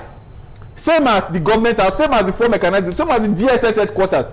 But some people were playing cowboys in the heart of GRA, beside the golf course, and then there was no response. And 3 days later, we are still debating who security agents should be parading those son of Baal that did those evil against the Nigerian people. So my own is not, whoever is IGP is not my business. It's not my concern. I don't even need to know who is IGP. I just need to know that Nigeria is safe. Okay. And this should serve as a message to those holding public office. Ebetoku thought he was a mini god. Ebetoku arrested Sowore more times than I can count. There are several charges against the instituted several charges against Ebetoku declared wanted by the Lagos CP. Today, police are owing Moyele Sowore 30 million naira, and he's dragging them. He said he's broke. He needs his money. Because the courts have told the police that you must pay this young man his money. What you have done against him is illegal. Right. We cannot continue to tolerate illegality. The primary law enforcement agent in Nigeria is the police. But the place where the highest, allegedly, but it's not alleged, where some of the highest level of crime is committed is within the police. Law breaking, to be precise, not crime, law breaking. They break the law at every turn of it. How can you declare a man wanted when he has not committed any crime? Now go and pay him his 30 million. The new IG should start by paying Sowore his 30 million first. All right. To show that he will obey the law, he will obey the courts, and then he should take it a step further by purging the police. Give them what they need to work and help them work. All right, a quick one. The new IGP, Tunji Disu, said in one of our headlines, the newspaper headlines that we read this morning, that Nigerians are his boss. Now that's a public declaration right there. We are not his boss. His job is to protect Nigerians. This ego massage will not work. Nigerians don't need their egos massage. Well, perhaps it's trying if I need a massage, I will go to a spa. Well, we don't need egos massage. Don't you think he's Disu, right. Go and walk. Don't you think he's trying to gain the trust of Nigeria? Okay. He has a case in hand in Edo. Let him investigate. Let him arrest. Let him bring people to a book, and then convince us that Nigerians, not Bola Tinubu, is his boss. In other words, they should show workings, huh? Show workings, doings, not be cho. Oh my God. Now let me move over to our guest right there joining virtually. If we still have Mr. Chris Orn. Let's talk about Tunji Disu. Now, before his appointment, Mr. Disu served, or IGP Disu served as Assistant Inspector General in charge of the Force Criminal Investigation Department Annex right there in Lagos. He was promoted to the rank of the Assistant Inspector General of Police last year. And before then, he served as Commissioner of Police in Rivers State and was later deployed by Ebetoku to Abuja as the Commissioner of Police of the Federal Capital Territory. What do you make out of his personality? Because a lot of persons have said that, okay, he has the experience. I mean, even the president of the state categorically yesterday, that he has the experience and he is expecting a lot from him as regards the security situation and architecture in the country. Just go ahead. Well, the thing I like about my younger brother in the studio there is that we think alike. He's a pragmatist. Experience should no longer be mistaken for longevity. Experience should be equated with deliverables, not how long you have been in the force. I don't know about his personality. You just read his profile. If you want to be a bit sarcastic, the longer you spend in the police, the more you understand of how to speak, the more you understand the way to manipulate the corruption that the police is sitting on top of in this country. But I have to look at it from a bit different angle. The president is giving him a marching order, but AFP France, a very reputed media, outfit in France, which is known all over the world as incorruptible, have just accused our president of paying $7 million to the terrorists that kidnapped the Niger State girls sometime last year. And I don't know how the president expects the inspector of police to go and fight bandits if he is going around the police to go and pay ransom money to bandits themselves. AFP France, you can browse. They've just it's a that our pays terrorists and bandits, and deals with them. Details were given of the transaction. If I were told that it was about 40 million naira per child, they kidnapped about 200 children in Niger State. So when you have rhetorics plastering media houses, and then people are responding to those rhetorics, it begins to get in the brain of people like Idris and myself. It gets very, very annoying. We are tired of rhetorics and platitudes. We have gone beyond that. We feel it is insulting to our minds and our intelligence. We want to see active, measurable deliverables. We want to see functional society. We want to see the police work. All this television, and razzmatazz. This is police work. Police work is on the streets, not against armed robbers, against killers in the forest. And then it is to you that begin to give. You are giving me a potential before you begin to operate. Operate and then come back and potential and say, since you became police inspector general, these are your achievements, and the people will confirm it. This is the kind of conversation we should be having in Nigeria now. We are demanding for functional, measurable deliverables before we begin to give anybody credit. So the president's talk means nothing to us until we begin to see how. Yes. Okay, Mr. Chris, I really must thank you so much, Chris Ojekeri, Edo State ADC Media Coordinator. Thank you so much for joining this morning. We need to leave the conversation here. And also, Mr. Idris Zakari, Public Affairs Analyst, thank you for your time today. Hopefully, we'll see the change that we all want in Nigeria. Well, that's our bid this morning, right here in our Benin studio. We'll take a short break and move over to Abuja for more.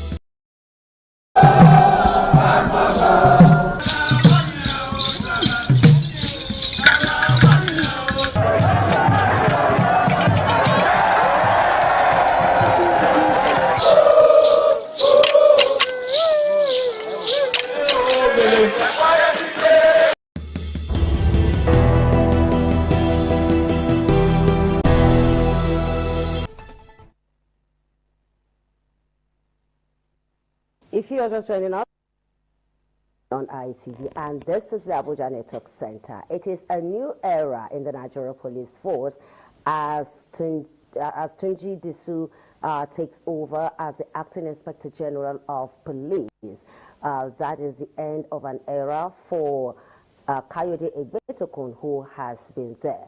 And as at yesterday, the president gave the new acting IGP a marching order to tackle insecurity, and the IGP also says that he has declared war on corruption in the Nigeria Police Force as well as impunity. A lot of people will say it is okay to say whatever you want to say when you assume office, but people will be waiting to see him matching his words with action. And to exert the task ahead of the new IGP in the studio today, I have Jerry Adeshewu. He is editor-in-chief of Nigeria News Magazine. You're welcome. Good morning, and good morning, viewers. And also later on joining the conversation via a phone call will be Comrade Gerald Kachi. So, Jerry, let's go on. What was your thought? You know, there has been called, especially from the activist Omoyele Sowore, that the former IGP, his tenure has elapsed since that it was time for him to pack up and leave. Now, finally, we've got what some Nigerians have been asking for. So what was your thoughts initially when you heard the news that Egbetokun is easing out while Disu is coming in as IGP? Well, my very immediate thought was, oh, finally, because like you rightly mentioned, this is a removal that is long overdue. The sad reality, however, is that if we are not careful, we are probably getting into the same mix with Tunji Disu, whose retirement is very, very close. So, I mean, when it was announced that he has been either sacked, removed, or resigned, I mean, for most of Nigerians, and from what we even heard from the police headquarters, was that there were jubilations, at his eventual removal. So I think it's one removal that is long overdue, especially going by all the complexity that surrounds his his IGP-ship. Okay, now let's look at the task ahead of him, because Nigeria is in the middle of a serious security situation. Yeah. You all agree with me that there has been attacks in even as at yesterday. The news this morning is that about 25 people were gunned down in Adamawa State yesterday. So how do you see him tackling this head on? Well, I expect him to. I mean, if you look at the history of Tunji Disu, I think he has done, I would say, fairly well, but I think the system most of the time is the problem. So I cannot beat my chest to say, yes, he will do. But we live to see how much he could, bring to fore in these regards. Of course, it is quite refreshing to hear the president, reading the Riot Act to him to face insecurity, to trash out this and that, and for him also to follow up on that and promise the lot that he can do. But the problem has always been the bottleneck within the system. When you say the bottleneck within the system, what do you mean? Can you elaborate more? The Nigerian police, IGP after IGP have identified how they are, they are short-funded, how there are not enough personnel in the Nigerian police. I think as of now we have about 350,000, according to reports. We should have at least 3 times that number to be able to police Nigeria effectively. You need about 3-4 times that number. So, but that's what we've got. Yes, there is an ongoing process. I don't know how far they have gone with that as well. 50,000 more personnel, which is about like in the second stage of the recruitment process, I think. And so those are some of the issues. So the Nigerian police is understaffed in terms of the personnel to prosecute. It should be maybe 1 policeman to 5 Nigerians. If you want to be modest, maybe 1 to 10. And so if you look at the number of Nigeria, the population of Nigeria, and you look at the number of police personnel that you have, you begin to ask yourself, how effective can this be? So most of the time, the Nigerian police is overpowered when there are issues to respond to. And then you now piggyback to, what should I call it? Piggyback to the Nigerian army, to the armed forces, sometimes having to come help with civil matter, which should be the preservation, the right of the Nigerian police. So when I say that, I am talking about that, I am also talking about the welfare of Nigerian police. So that also plays its role. If these guys are not properly taken care of, how much do you expect them to be able to risk their life to do what they should do? So those are the systemic issues I am talking about. All right, I am placing a call to our other guest who will be joining us via a phone call. You talked about welfare, and this has been an integral part of police force, which people have been calling for. And that means we're not just talking about few personnel, the welfare is also an issue. It's an issue. So do you see that improving? Well, it's left for us to see what approach Tunji Disu is going to put into this. Good enough, we are just starting the year, and so when it comes to supplementing budget, I don't think that is... Okay, let me hold your thought. Okay. There, I have my... Hello? Hello, good morning. Good morning, comrade. Good morning, comrade. Good morning, ma'am. Good to have you on the program. We're discussing the talks ahead, the new acting Inspector General of Police, Tunji Disu. And I am just trying to ask, what were your thoughts when you heard that, when the news broke out that he has become IGP? Uh-oh, we lost him. All right, just continue from where. I would say that, Nigerians are not interested in rhetorics. And a lot of the time, a new IGP comes, reads out the Riot Act, give him and goes back to normal. So Nigerians are not interested in rhetorics. Nigerians are interested in reform. Yeah, and I want to believe that if he is committed to the Nigerian project, that is one thing he should be able to bring to the fore. And then he should start it from ensuring that the welfare of the Nigerian police personnel is well catered for, one. And then he must, as part of the task before him, ensure that a community-driven and intelligence-driven policing. You talked about the recruitment. Yes. As of last news coming from the south, some parts of the country, is that people are not willing to apply for this police force. So there was even an extension to the date of the recruitment. What do you think would have happened? Because I remember years back, as far back as in the mid-90s, I can remember 1993, there was this moment, everybody wanted to join the, and from then on, there were even talks about people paying money to join the police force. So what could have happened that we wake up in this country, we are at a period where we really need more men in, yet people are not willing to join. In recent times, the Nigerian police has become the butt of joke of Nigerians. I know when you hear things like Olopa, people just... I thought it's a police name for you. Well, yes, but now it is used derogatively. It is used more derogatively now, and that is because of all the issues of the corruption in the Nigerian police force, the checkpoints, your 5 naira or your life, and all of that. So the 80s, the 90s, up to the early 90s, the level of integrity of the Nigerian police force. You go out there and tell people that your father is a policeman, and they respect you. It's not the case anymore. That's also because, you want someone to get into the Nigerian police force, which is as good as, signing a death warrant, if you want me to put it that way. And yet, the welfare package that follows, you need to go to the Nigerian Academy, Nigerian Police Academy, and see the rot in the kind of place where the police are trained. I mean, the nature of the building, the beddings, the everything.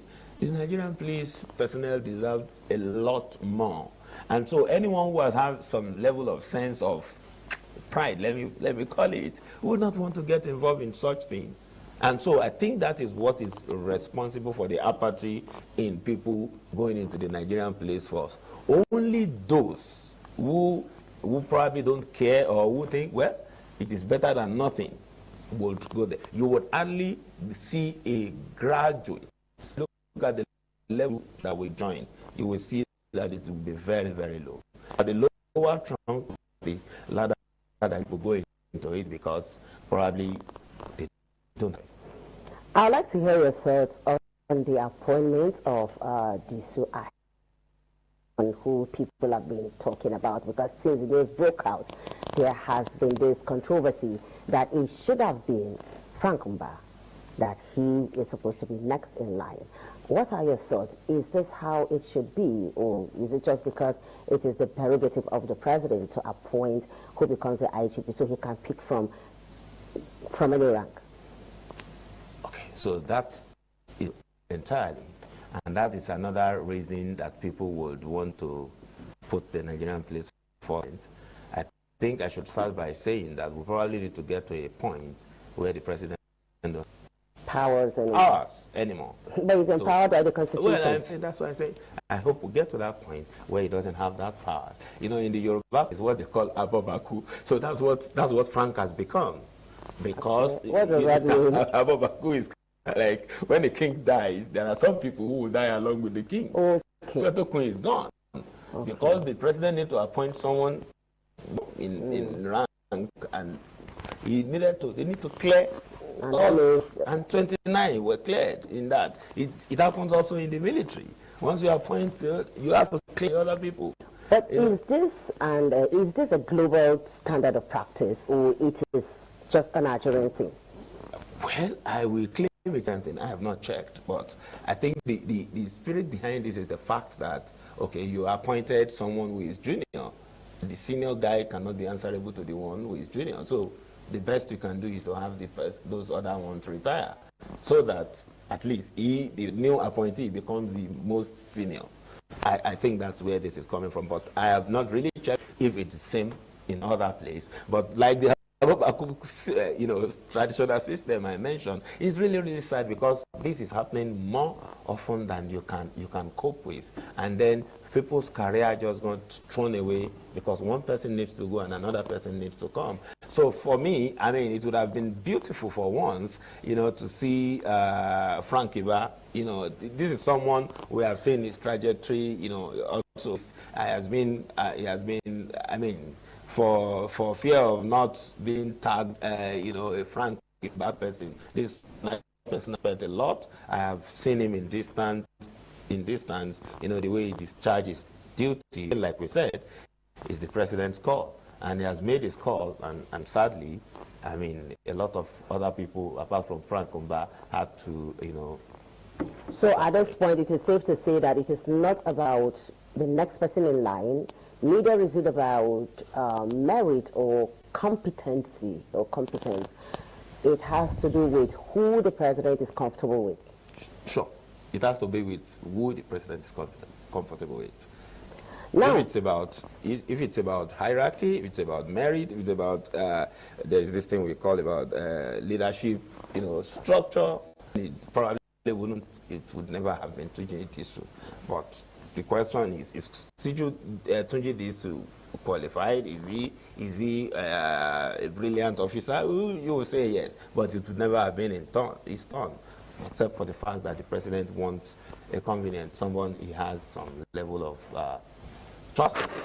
Now, if you were to advise the new acting IGP, Tunji Disu, on how to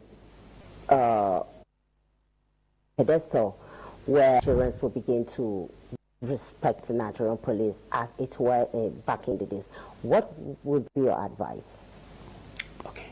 My advice is for Tunji Disu to ensure that he has, even though you cannot take that also to the bank, to ensure that he has the full support of the president as he has promised. Because the truth of the matter is, when I say the president, I am talking about the system entirely. Maybe I should separate that, you know, from the issue of funding, from the backing that he needs for the welfare, for, you know, everything. And then also, you know, I mentioned earlier on the need for him to engage in an intelligence-driven and community-driven intelligence gathering for policing.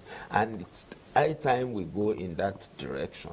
So for him, for the Nigerian police to earn the respect of Nigerians, he has promised, and he must do it. I don't know how true, but he's been fingered in the case at hand to say, okay, he was the one that exposed it, and da, da, da, da. So if it is true, that means he probably have, you know, a thing about corruption. And so let's see. We need to now see how well he can go to ensure that the Nigerian police force is rid of corruption. That's going to be a tall order, I can bet you. But it can start from within, from the leadership cadre, from the, what they call a commissioner of police, rein them in and ensure that, look, what we want to see is a Nigerian police force that is honest to Nigerians, that is committed to Nigeria, and that is not corrupt. So his own body language and the steps he takes in the next 2 weeks will determine which direction he wants to go. Well, talking about welfare, can a hungry man actually be committed? No. Because the answer is no. So that's why we're talking about a hungry man cannot be committed. That is why he will want five naira from everybody. That is why if he doesn't get the five naira, only God help you. He's what do they call it? Don't trigger, and then boom, he pulls the trigger. We want to call it in error or whatever, but a hungry man is an angry man, like you say. And so when the welfare package is not good enough, now the welfare package. Now the welfare package, is it just the salary, or it's all encompassing? Because I remember growing up, and way back where I grew up in the Fanos, there were police barracks where you go to, and they were good. Like you used to like to go to police barracks as well as the army barracks. You see them; they have good homes, good houses, and everything. And unfortunately, we do not have such now, because most the personnel, you see them living amongst people. So how does that affect the morale of the Nigeria Police Force? Seriously and terribly, and that's what we kept. See, the welfare package is not about salary. Yes, the salary needs to be improved. There are benefits that are due to them. There are police officers that are retired and they have become, I mean, they are wandering, let me put it that way. Of course. Some of them don't even as get the last benefit. day they were in the National Assembly for like 4 months. After 35 years of service or 60 years of age, they become like they have never done anything with their life. The welfare package after their retirement is not there. And for the barracks, you go to the barracks, I hope that we can take a study of the barracks anytime soon, and you will be shocked what you find. Okay, there is one there's one in Abuja, for instance, some 10, 15 years back. If you get to, there is a place called Brick City, along Kubwa Express Road, going to Zuba. There is a police settlement there. Exactly. Some 15 years thereabout, if you go there, you will love to live within that community. If you go back there today, it's not the same. So I know maintenance is a thing for us in Nigeria. We have that problem. Yes, we have issue with maintenance culture. So when you see and you go to where people live and you see it's so demeaning. And, you know, so those are the welfare packages that we are talking about. But training is also part of the welfare package. Whether within or internationally, take them around, let them get the best of training, and then there will be that sense of pride to want to be a police officer as it was back then. Well, we are running out of time. Thank you very much, Jerry Adesho, Editor-in-Chief and Nigeria News Magazine. Thank you very much for being part of the program. The pleasure is mine. Thank you for inviting me. Well, the conversation has been the task ahead of the new IGP, Tunji Disu, And he was a one-time commissioner of police in FCT here, so we can say that he is a man of experience. He has what it takes to do a clean sweep in the Nigerian police force. And Nigerians are waiting and anxiously waiting to see that he matches his words with action. Our guest has said it all. The Nigerian police force need a clean sweep. They need a total package in terms of welfare. It's not just their salaries, even the places where they go to sleep. We need to see a culture of police barracks that are well, the houses are good, they are habitable, not run down. It starts from there, because they say the first three things that a man needs, the first basic three things that a man needs is shelter, clothing, and food. So we need to see this. That way Nigerians will begin to have that trust that they used to have in the Nigerian police. So that's all about it from the Abuja Network Center. We will be taking a short break, after which we shall link it up with our Lagos Network Center.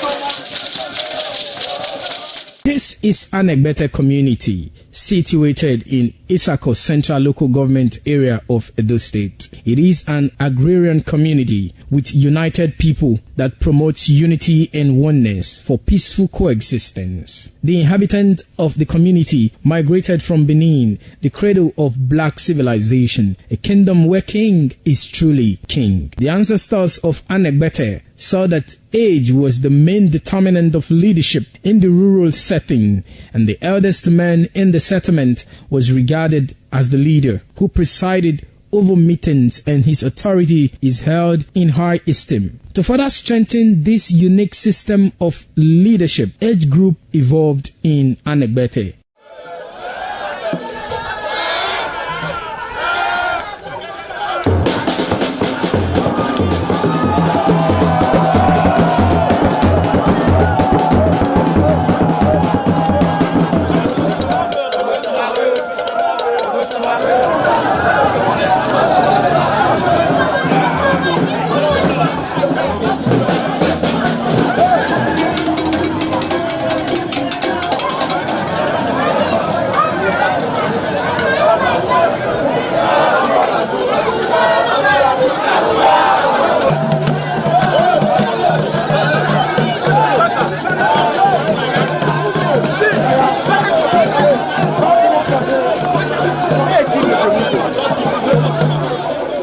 In Anegbete, age group is categorized into two, that is the common and the noble. Anegbete is rich in cultural heritage, as the community at noon saw the commitment of the festival, with the first set rolled out in beauty colors to showcase their might and strength, indicating their feet and ready for the responsibilities behold on them. The streets in the community with a feed up of young men and women adorned with the festival. Later, the royal family takes the stage as their children fight out royally and work in the community to showcase their might and fitness.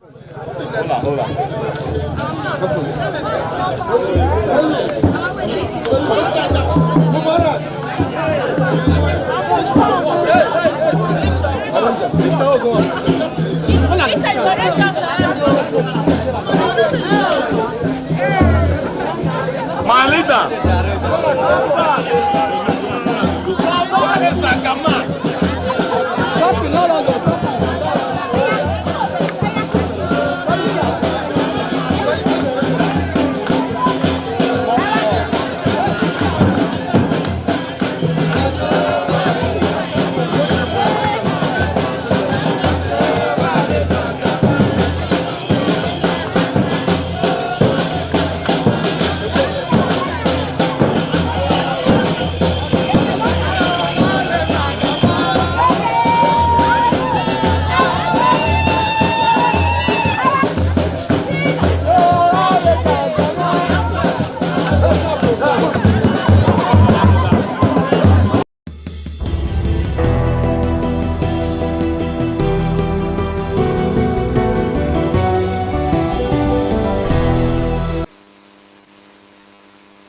Good morning and welcome to our Lagos Network studio for the Continue with TMI. I'm Patricia Uremu Gabriels.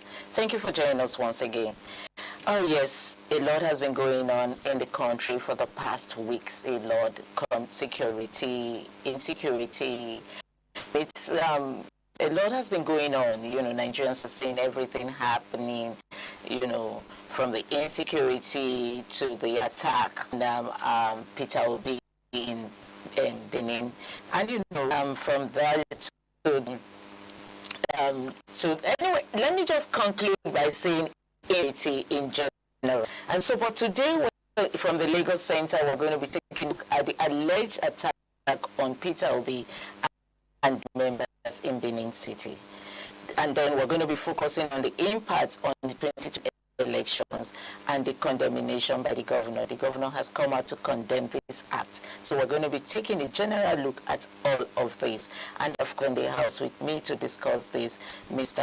Tuajay. Mr. Tony, you're welcome. Good morning, Nigerians. It's good to have you. Thank you. Okay. You know, I started off by saying a lot has been going on in Nigeria. To tell you the truth, I got confused because I didn't know what to say. A lot going on in Nigeria. And every morning we wake up, we're seeing anything happening. And I begin to wonder, are we going to industry? Well, in my growing up days up till now, I don't think I've ever seen it this bad.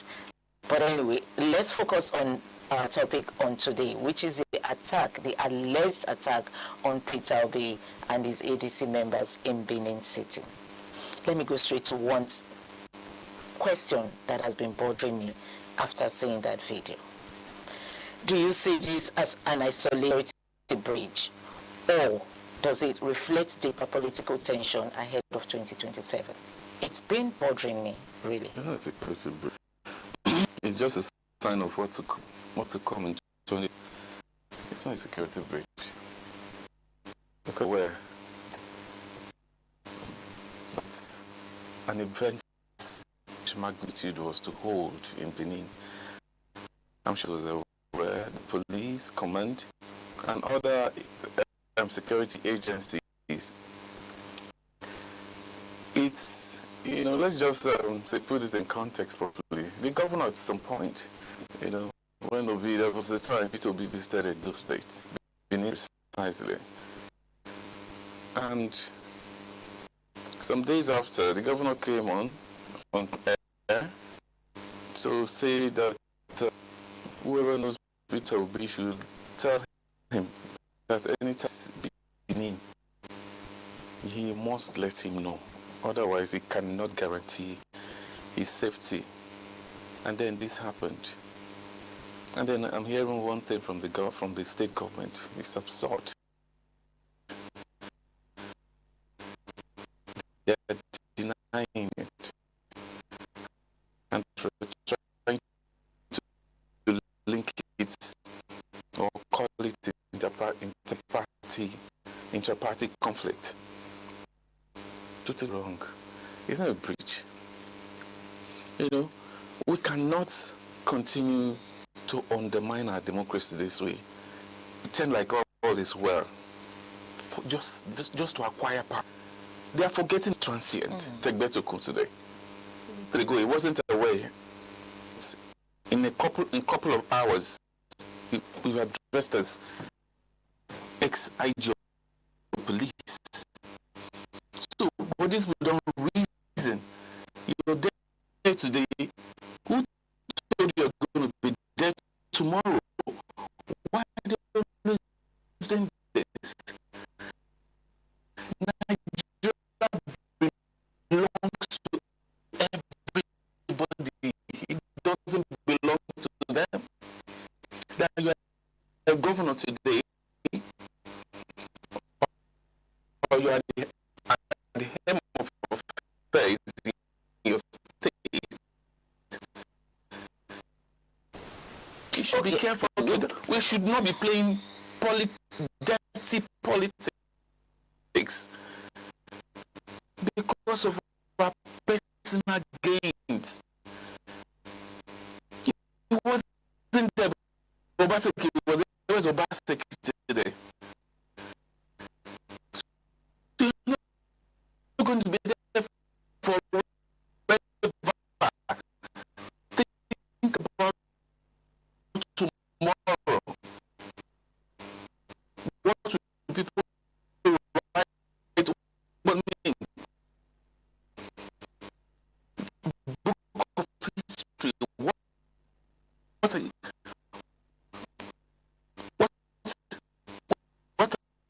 are the people going to say when you exit that seat? Okay, Mr. Tony, would you say this is very worrisome? In all aspects,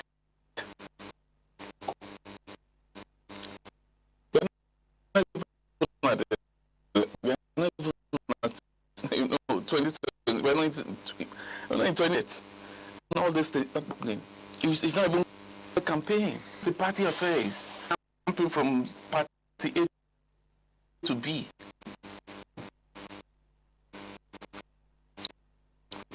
You change them from a political party from the state, from the state secretariat to the residents of the state, to the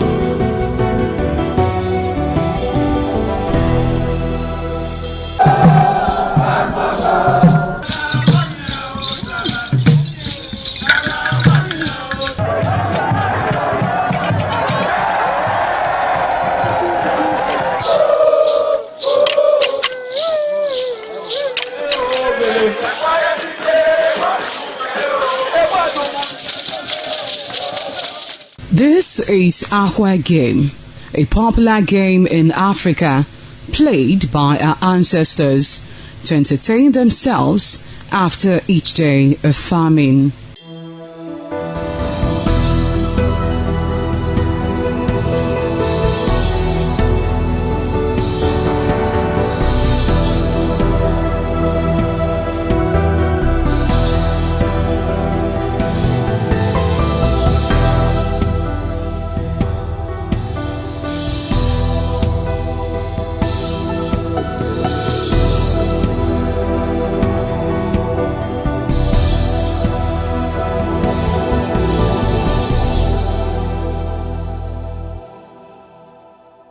It is also relevant in our coronation in Africa. It is a sport and indeed very interesting, as every seed had a role in the game.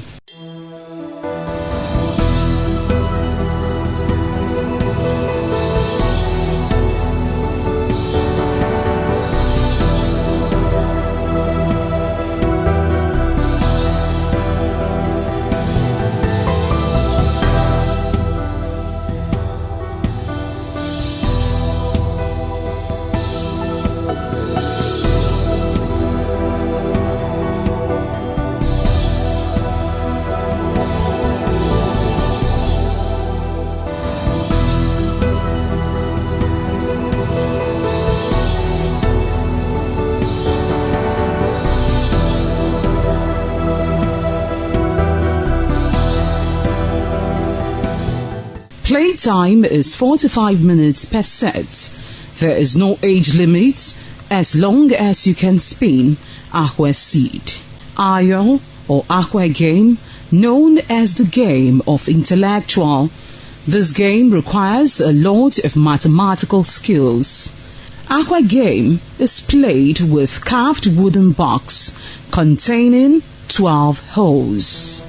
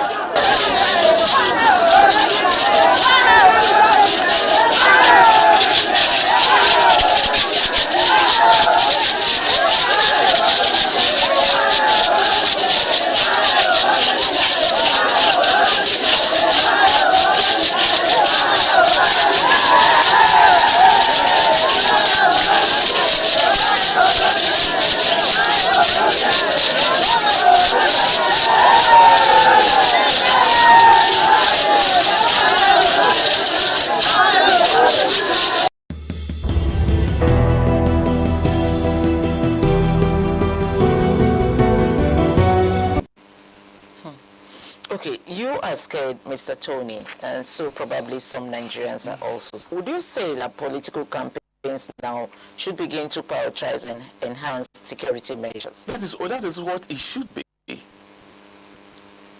People should be encouraged, assured, come out. In fact, we're talking about political education at this point, to come out for election and assured of their security. You're not going to be beaten.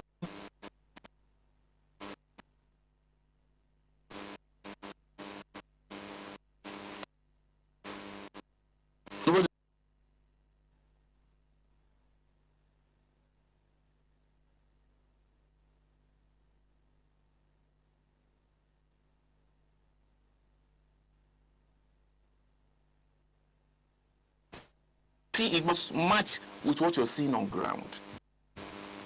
It's not about, I mean, the body language from the present ruling, party must reflect this. But people need to be assured. It was assurance that the former INEC chairman, Mahmoud, gave to Nigerians that made Nigerians turn out to say, okay, but in addition to this, our security to be guaranteed. What happened in Edo for a presidential candidate to come because people are defecting from the party, to the party. And then you went there. I don't know where, I'm not accusing anybody, who went there, attacked them. I said that they escaped, they went to a residence of the state governor, former chairman for that matter. They went there, attacked them. This is not election. This is not the election campaign yet. This is not the general election. It's a sign of what to come. So we need daily assurance. The security agencies. That's why what I expected at this point was for I want to hear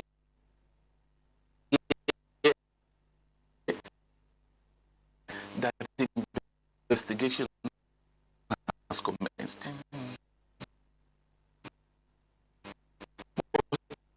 As we speak, nothing like that. I see people coming from the state to defend it.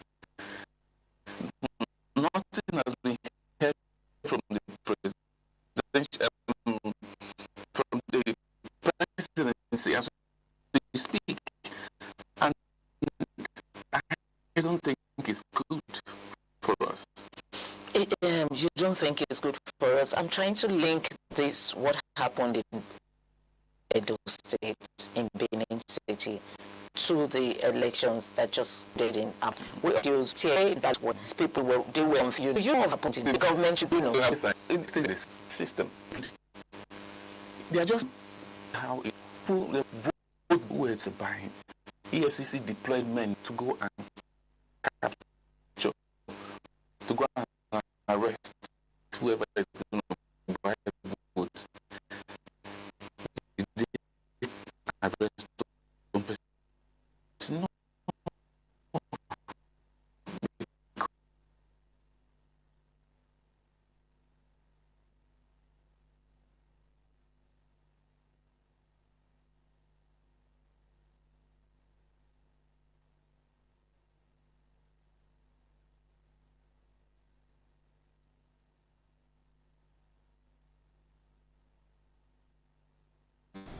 Get involved in a local government election. This is the first stage of FCT. And we're cruising like everything is okay. No, it will affect the 2027 general election if nothing is done, because people are watching. You declared a curfew. It's people from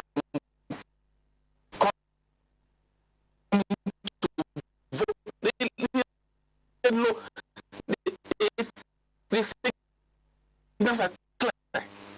What will change? What do you think will change between now and 2027? It's just. We hope it changes. Let's move on. No. It changes. We think this is strengthening political base, really sided. I think what's strengthening it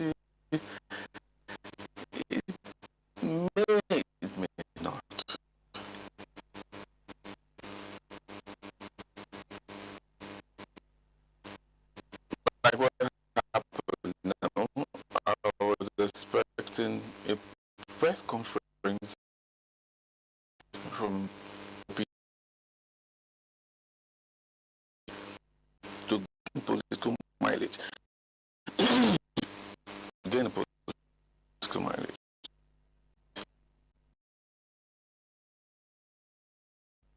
But after that,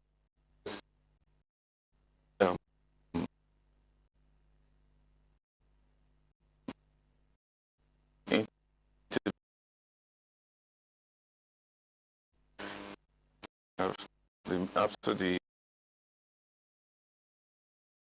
of the it was under the as a position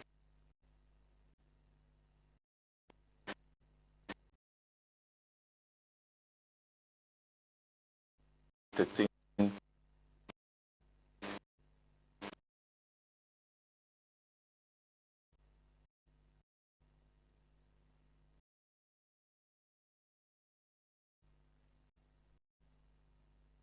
for they will use this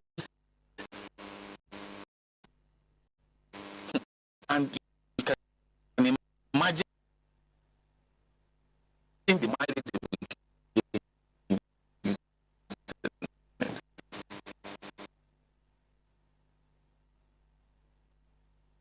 politically.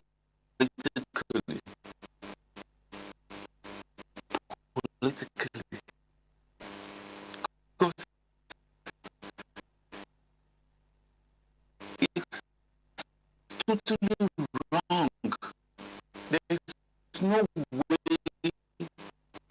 you can quantify this and at the end of the day come out to say and you come out and say that what happened in Benin should be commended. I expected the ADC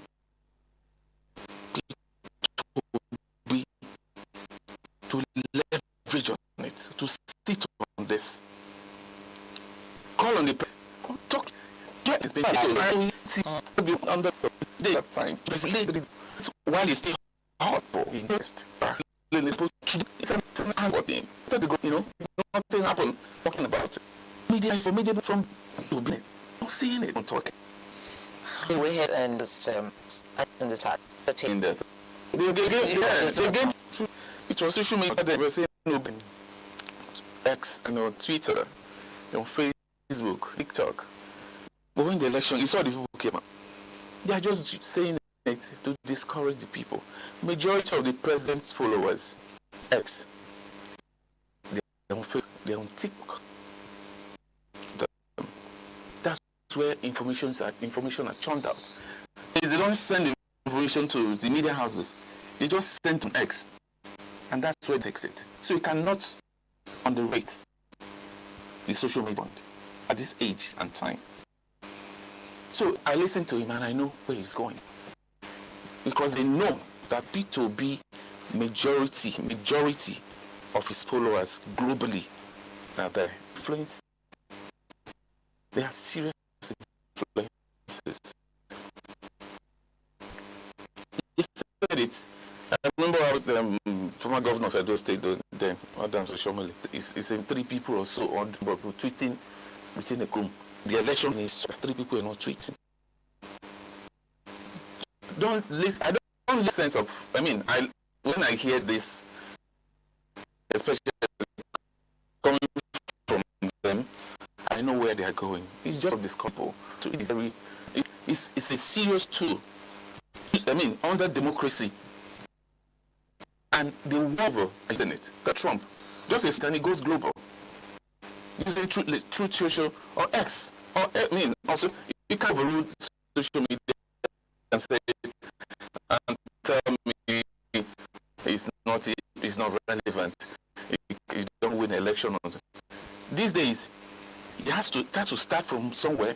Then when they move to the real, to the that's what happened in 2023. Majority of obedience came from. And you saw the quake, the cost in Lagos, And in some other states, he almost won the election. I don't want to say won the election. It so happened. So there are certain things I don't take serious. Okay. All right. Let's come back home to what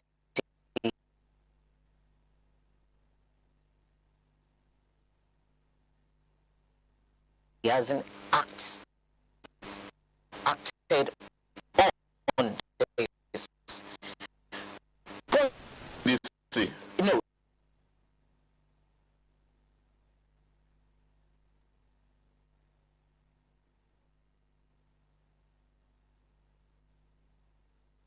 APC. So how do you expect him? The commissioner of police you mentioned, of course, you know where the others came from. The commissioner of police cannot just stand up and go and arrest an opponent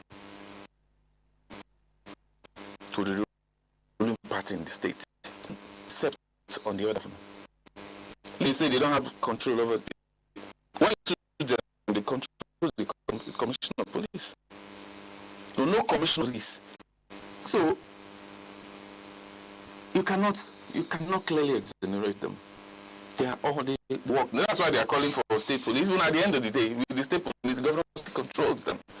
So everything that happened was well orchestrated. Well orchestrated. Now people are saying, where is the commissioner of police? What about the DSS in the state? What about this? On it, clients maybe supposed to have been redeployed, but they are sitting comfortably. They are not even listening to, because nothing happened, because they acted in the favor of the governor or the ruling party. But it's allegedly. We are not sure. No, I'm not saying. I didn't exonerate. I'm not calling it, but I know where it's clear now. We've been around these things for a long time. Right. And I listened to the Commission for my opinion. I listened to the Commission for Information of February yesterday.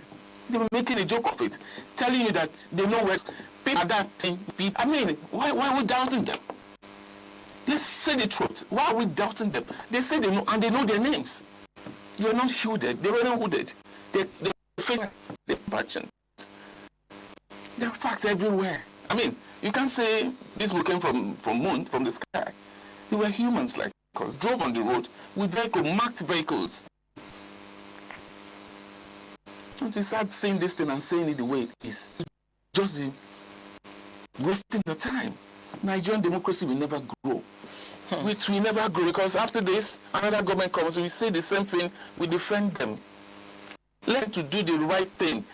If Nigerian democracy must grow, otherwise let's just continue to make progress in cycle and continue to deceive us.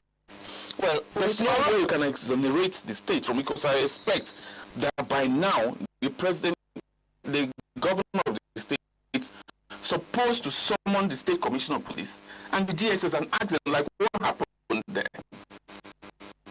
Even if it's just for the optics, and so, okay, please, I'm ordering and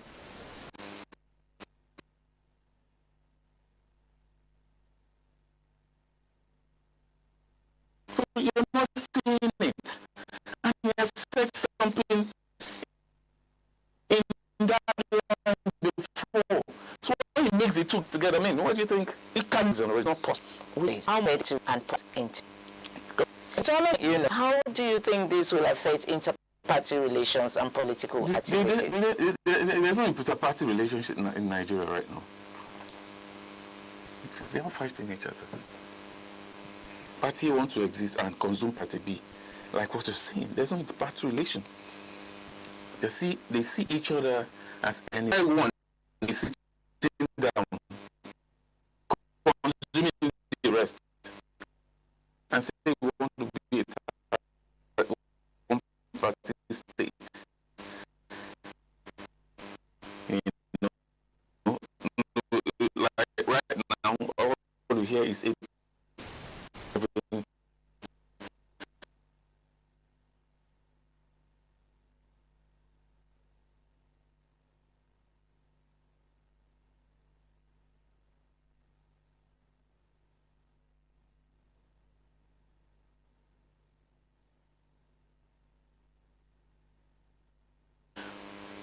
like playing the role of opposition, and that's why we have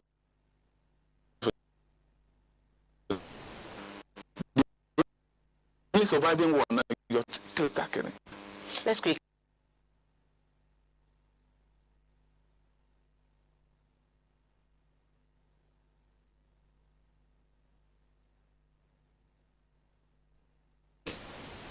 Maybe security. Okay.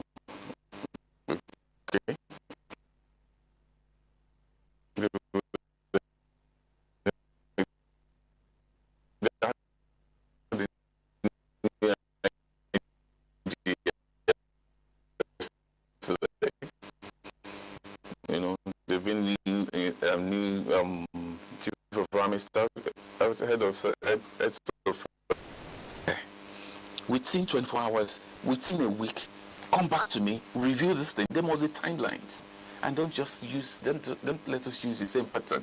We will not get anything achievable. As the election approaches, you need to assure the people that next election, I'm assuring you that your security is guaranteed. It's assured. Voting area, sometimes, tear gases you.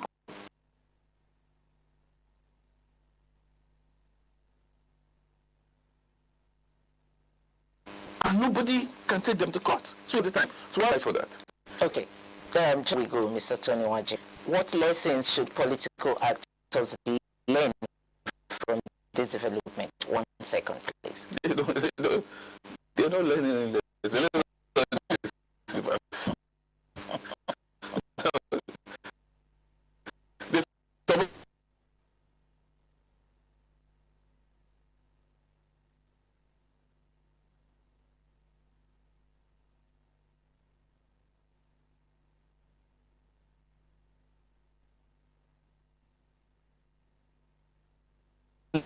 For analyzing some of these issues happening in Nigeria,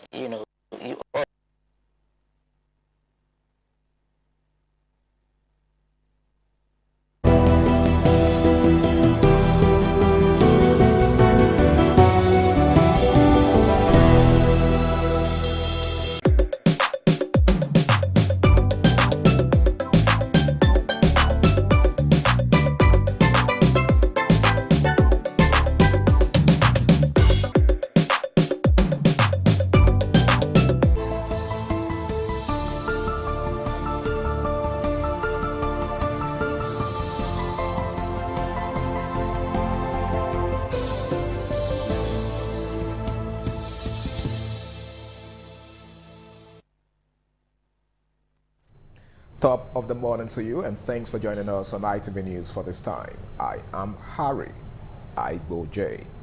Caesar Oduwa Agbondurai has been appointed as Okairele of Igwe Uwagwe in Ovia Northeast local government area of Edo State. The inauguration was performed on behalf of elders and council by Pa Osabohien Agbondurai at the community Igwedion, known as Elders Chambers. The report is presented by Ikmamosa Ugiagbe.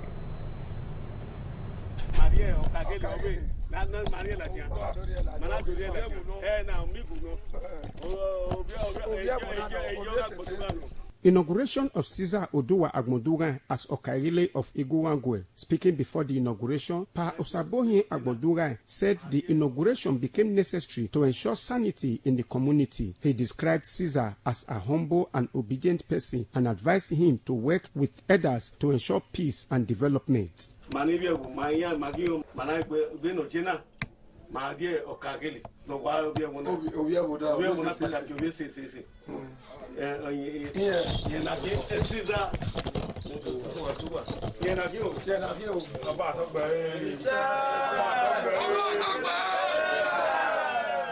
In an interview, the Okairele, Caesar Oduwa Agbondurai, thanked the elders for appointing him as Okairele. He promised to work with the elders to ensure peaceful coexistence of the various ethnic groups in the community. It's a great day, it's the highest day of my life, being appointed as Okairele, that the Odion way of Igwe. I'm ready to work with him and the entire community. I believe the community will move on with a good development. Oba Atokbe is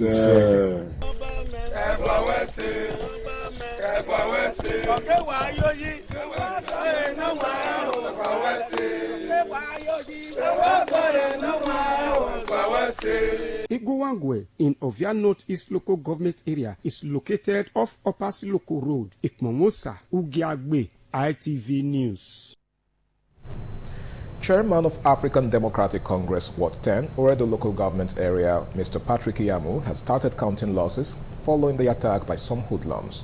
Mr. Yamu said he was relaxing with some of his friends when suddenly a group of young men, suspected to be agents of the ruling party, stormed his residence, destroyed chairs and beat him up and everybody around.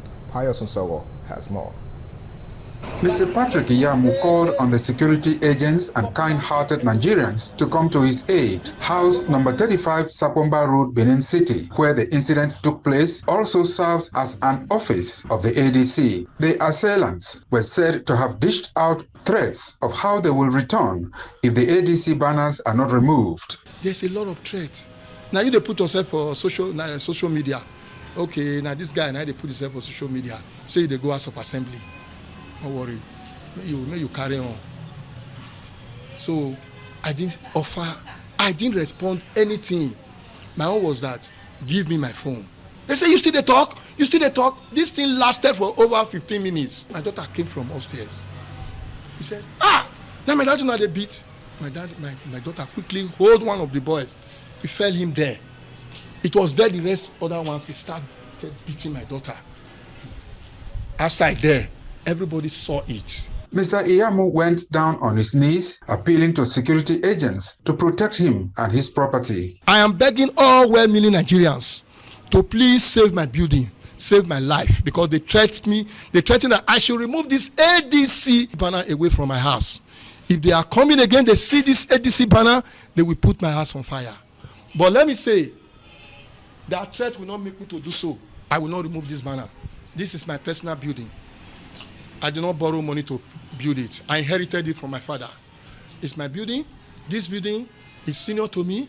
This building has been here for over 100 years. Earlier in a statement issued on Tuesday night, the Edo State Governor, Monday Ukpewolu, expressed sympathy with the affected members of the party, saying that it was unfortunate that certain elements allegedly exploited the peaceful atmosphere of Edo State to perpetrate violence. From Benin, Pius Nsogo, ITV News. 170 graduates of the Faculty of Pharmacy, University of Benin, have been inducted into the pharmacy profession by the Pharmaceutical Council of Nigeria during the 50th oath-taking and induction ceremony for the 2024-2025 academic session. The event, held at the Akindoko Auditorium, was attended by parents, school authorities, academic staff, and medical professionals. Jola Adeojo takes it further. Administration of oaths to 170 newly qualified pharmacy graduates by the Registrar of the Pharmacy Council of Nigeria, Pharmacist Ibrahim Ahmed, represented by the Director of Education, PSN, Pharmacist Anthony Idoko. The Vice-Chancellor, University of Benin, Professor Edoba Omoege, SAN, described the ceremony as more than just the conclusion of an academic program. We must be prepared to uphold the standards of this esteemed profession and to contribute meaningfully to addressing local and global health challenges. The Dean of the Faculty of Pharmacy, Professor Igodaro Igbe, noted that the department has built a strong reputation for producing outstanding graduates and encouraged them to make a meaningful impact in their future endeavors. It is my hope that each of you will strive to maintain the honor of this institution by making formidable impacts through this noble profession. I therefore charge you to always be good ambassadors.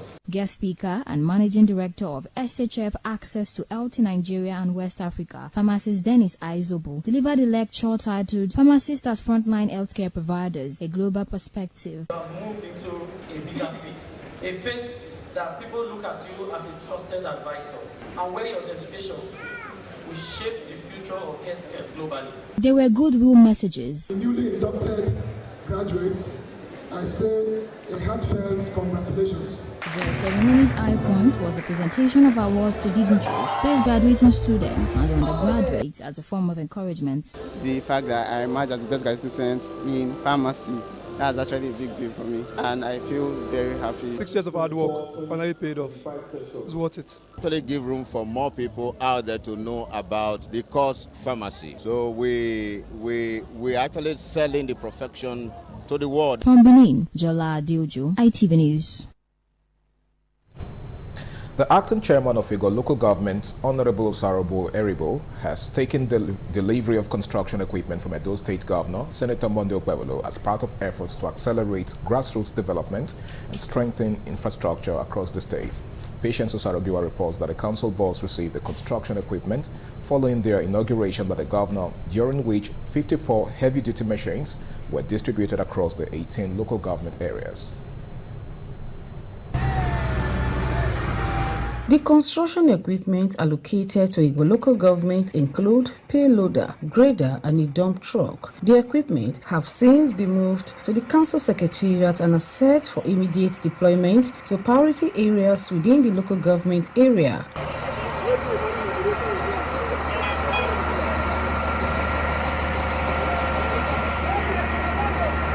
Receiving the construction equipment, Honorable Eribo described the intervention as historic and impactful, saying that it will enhance road maintenance, environmental sanitation, and drainage clearance across communities in Igor. Honorable Osaro Eribo also expressed appreciation to Governor Monday Okpebholo for what he described as responsive and people-oriented leadership. All I have to say to our governor, Senator Monday Okpebholo, is thank you. We in Edo State will be enjoying autonomy from Senator Monday Okpebholo, and you can agree with me that with what you are saying, that if it is not autonomy, there's no way a local government can buy a payloader, a grader, and a tipper. And with all this, I'm assuring the good people of Edo State that a local government, with effect from today, at all the roads in a local government will be graded. If possible, we will tie the road. In a related development, the acting chairman later dedicated the equipment to God during an exhortation service held at the council secretariat.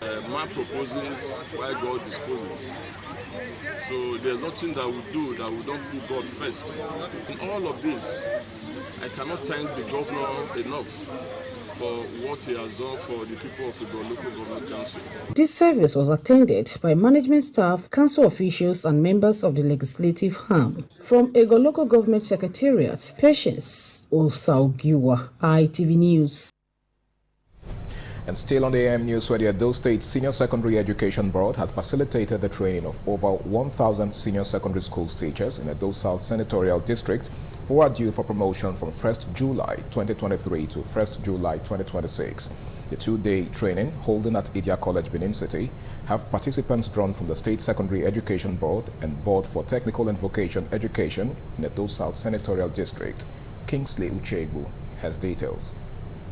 The training at the instance of the State Senior Secondary Education Board, SSEB, and Board for Technical and Vocational Education is for teachers due for promotion from 1st of July 2023 and 1st of July 2026 in Edo South Senatorial District. Edo State Commissioner for Education, Dr. Padi Yamu, who declared the two-day promotion training open, described the exercise as a call to higher responsibility. Edo State Head of Service, Dr. Antonio Kumbowa, said the move on the directive of Governor Okpebholo is to clear areas of promotion in the state. Our expectation is very simple.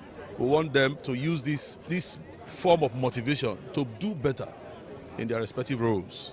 Every one of us is focused on ensuring that as soon as this is completed, you get your promotion letter.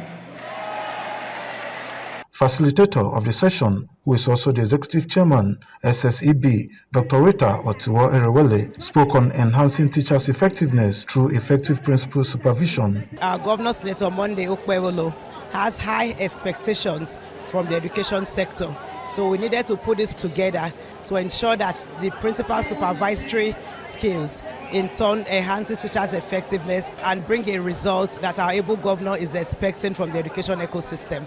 Our vision is to ensure that Edo State comes out first in the top ranking in our academic performance, both in internal and external exams. Before the end of this academic year, we will attain that dream. Some resource persons commended Governor Okpebholo for the gains being recorded in the state's education sector, while some of the promoted teachers promised to redouble their efforts. Our promotions be given to us with areas. You know what that is? Very, very 100% motivated through this training. It is very, very impactful. High point was a special appreciation to Governor Okpebholo by the newly promoted teachers. Kingsley Uchebu, ITV News. And this is where we draw the curtains on ITV News for this time. Thanks so much for watching. I am Harry Aigboje. Good morning.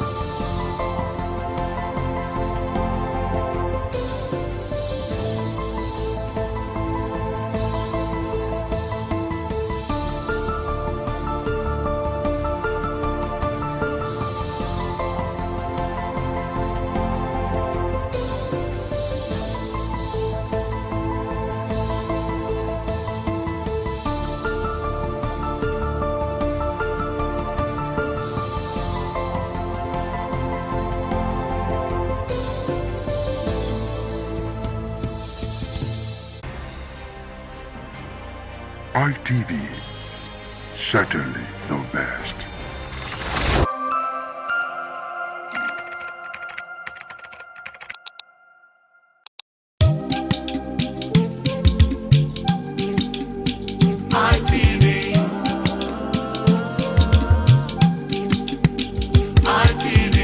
ITV, certainly the best.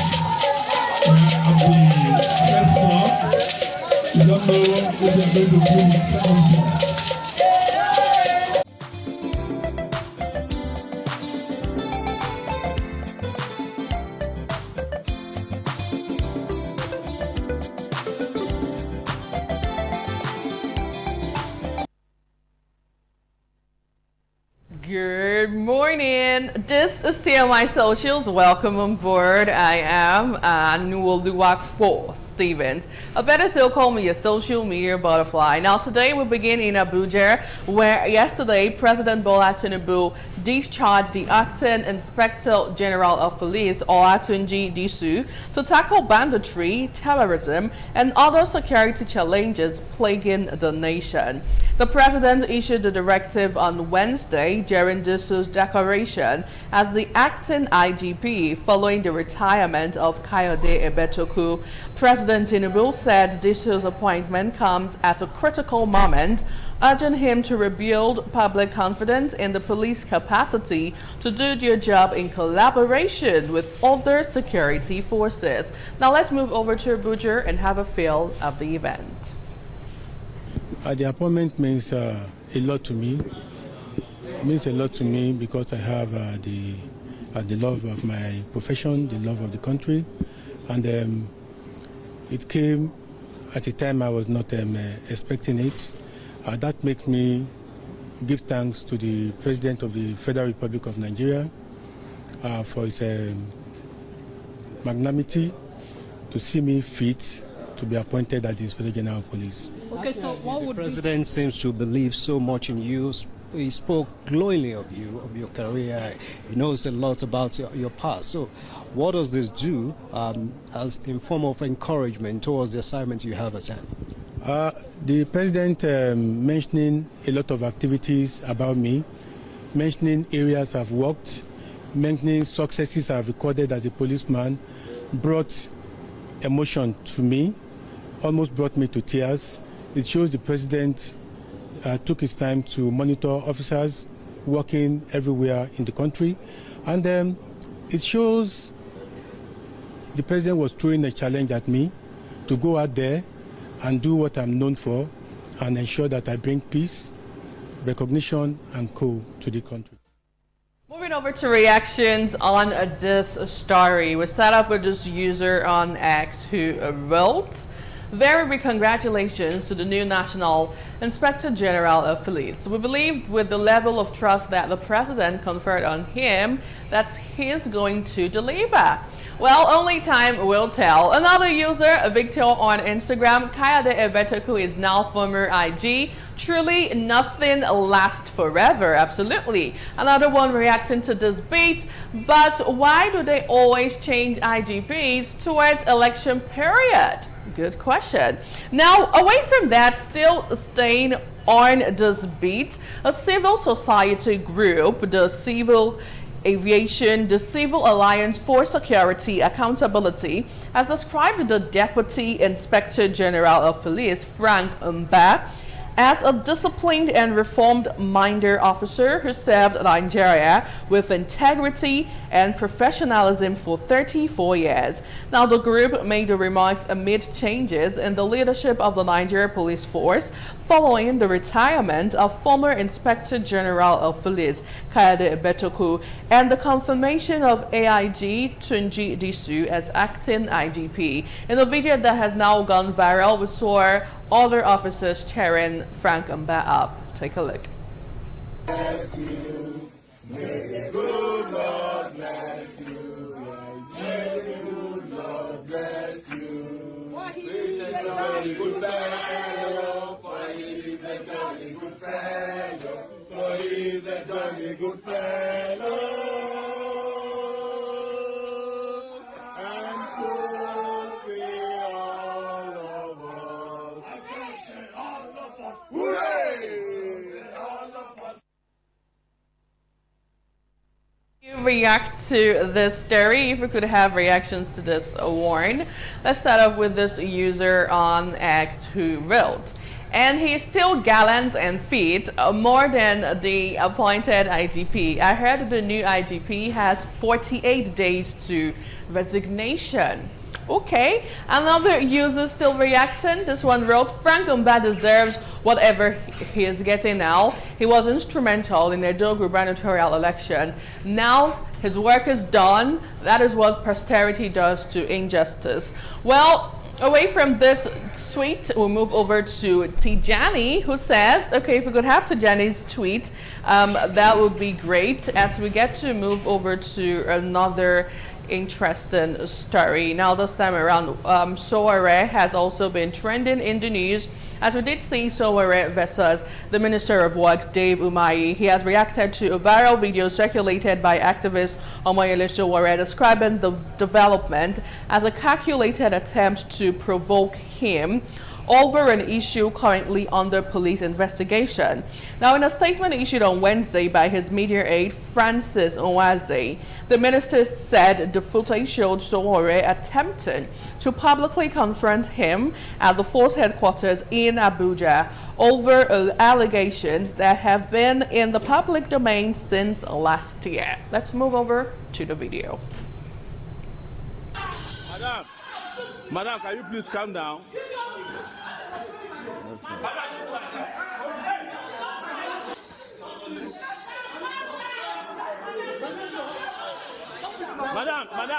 Madam.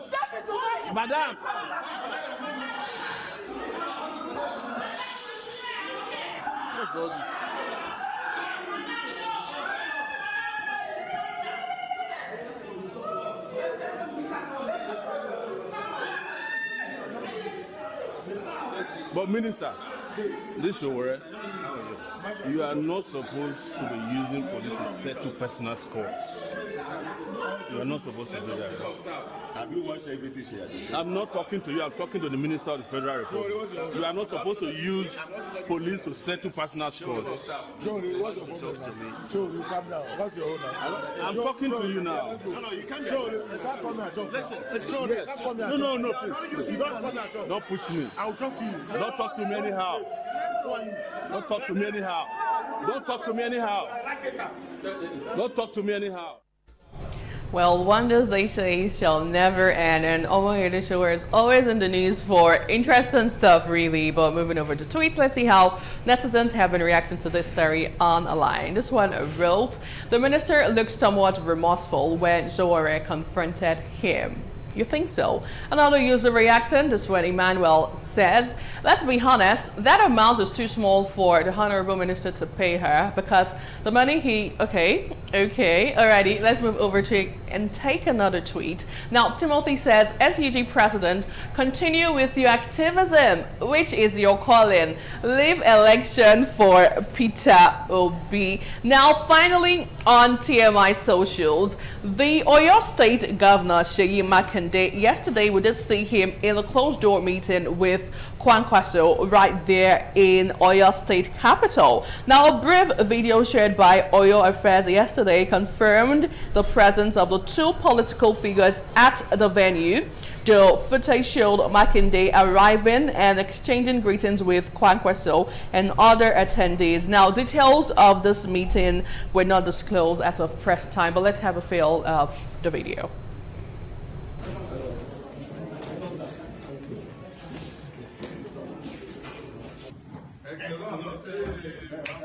How are you?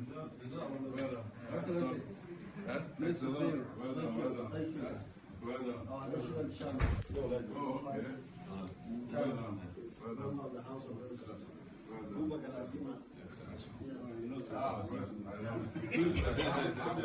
Thank you.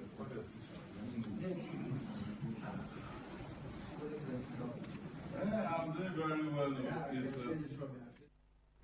How did you take this online? Let's hit tweets and reactions. We start off with this one who wrote, is Seyi Makinde now the most politically relevant Southern governor in PDP since he's practically the last strong one standing? Now a closed-door meeting with Rabiu Kwankwaso. This no be ordinary visit, okay? 2027 calculations already started. New alliance loading or PDP survival strategy? Politics and no be play. What do you see here?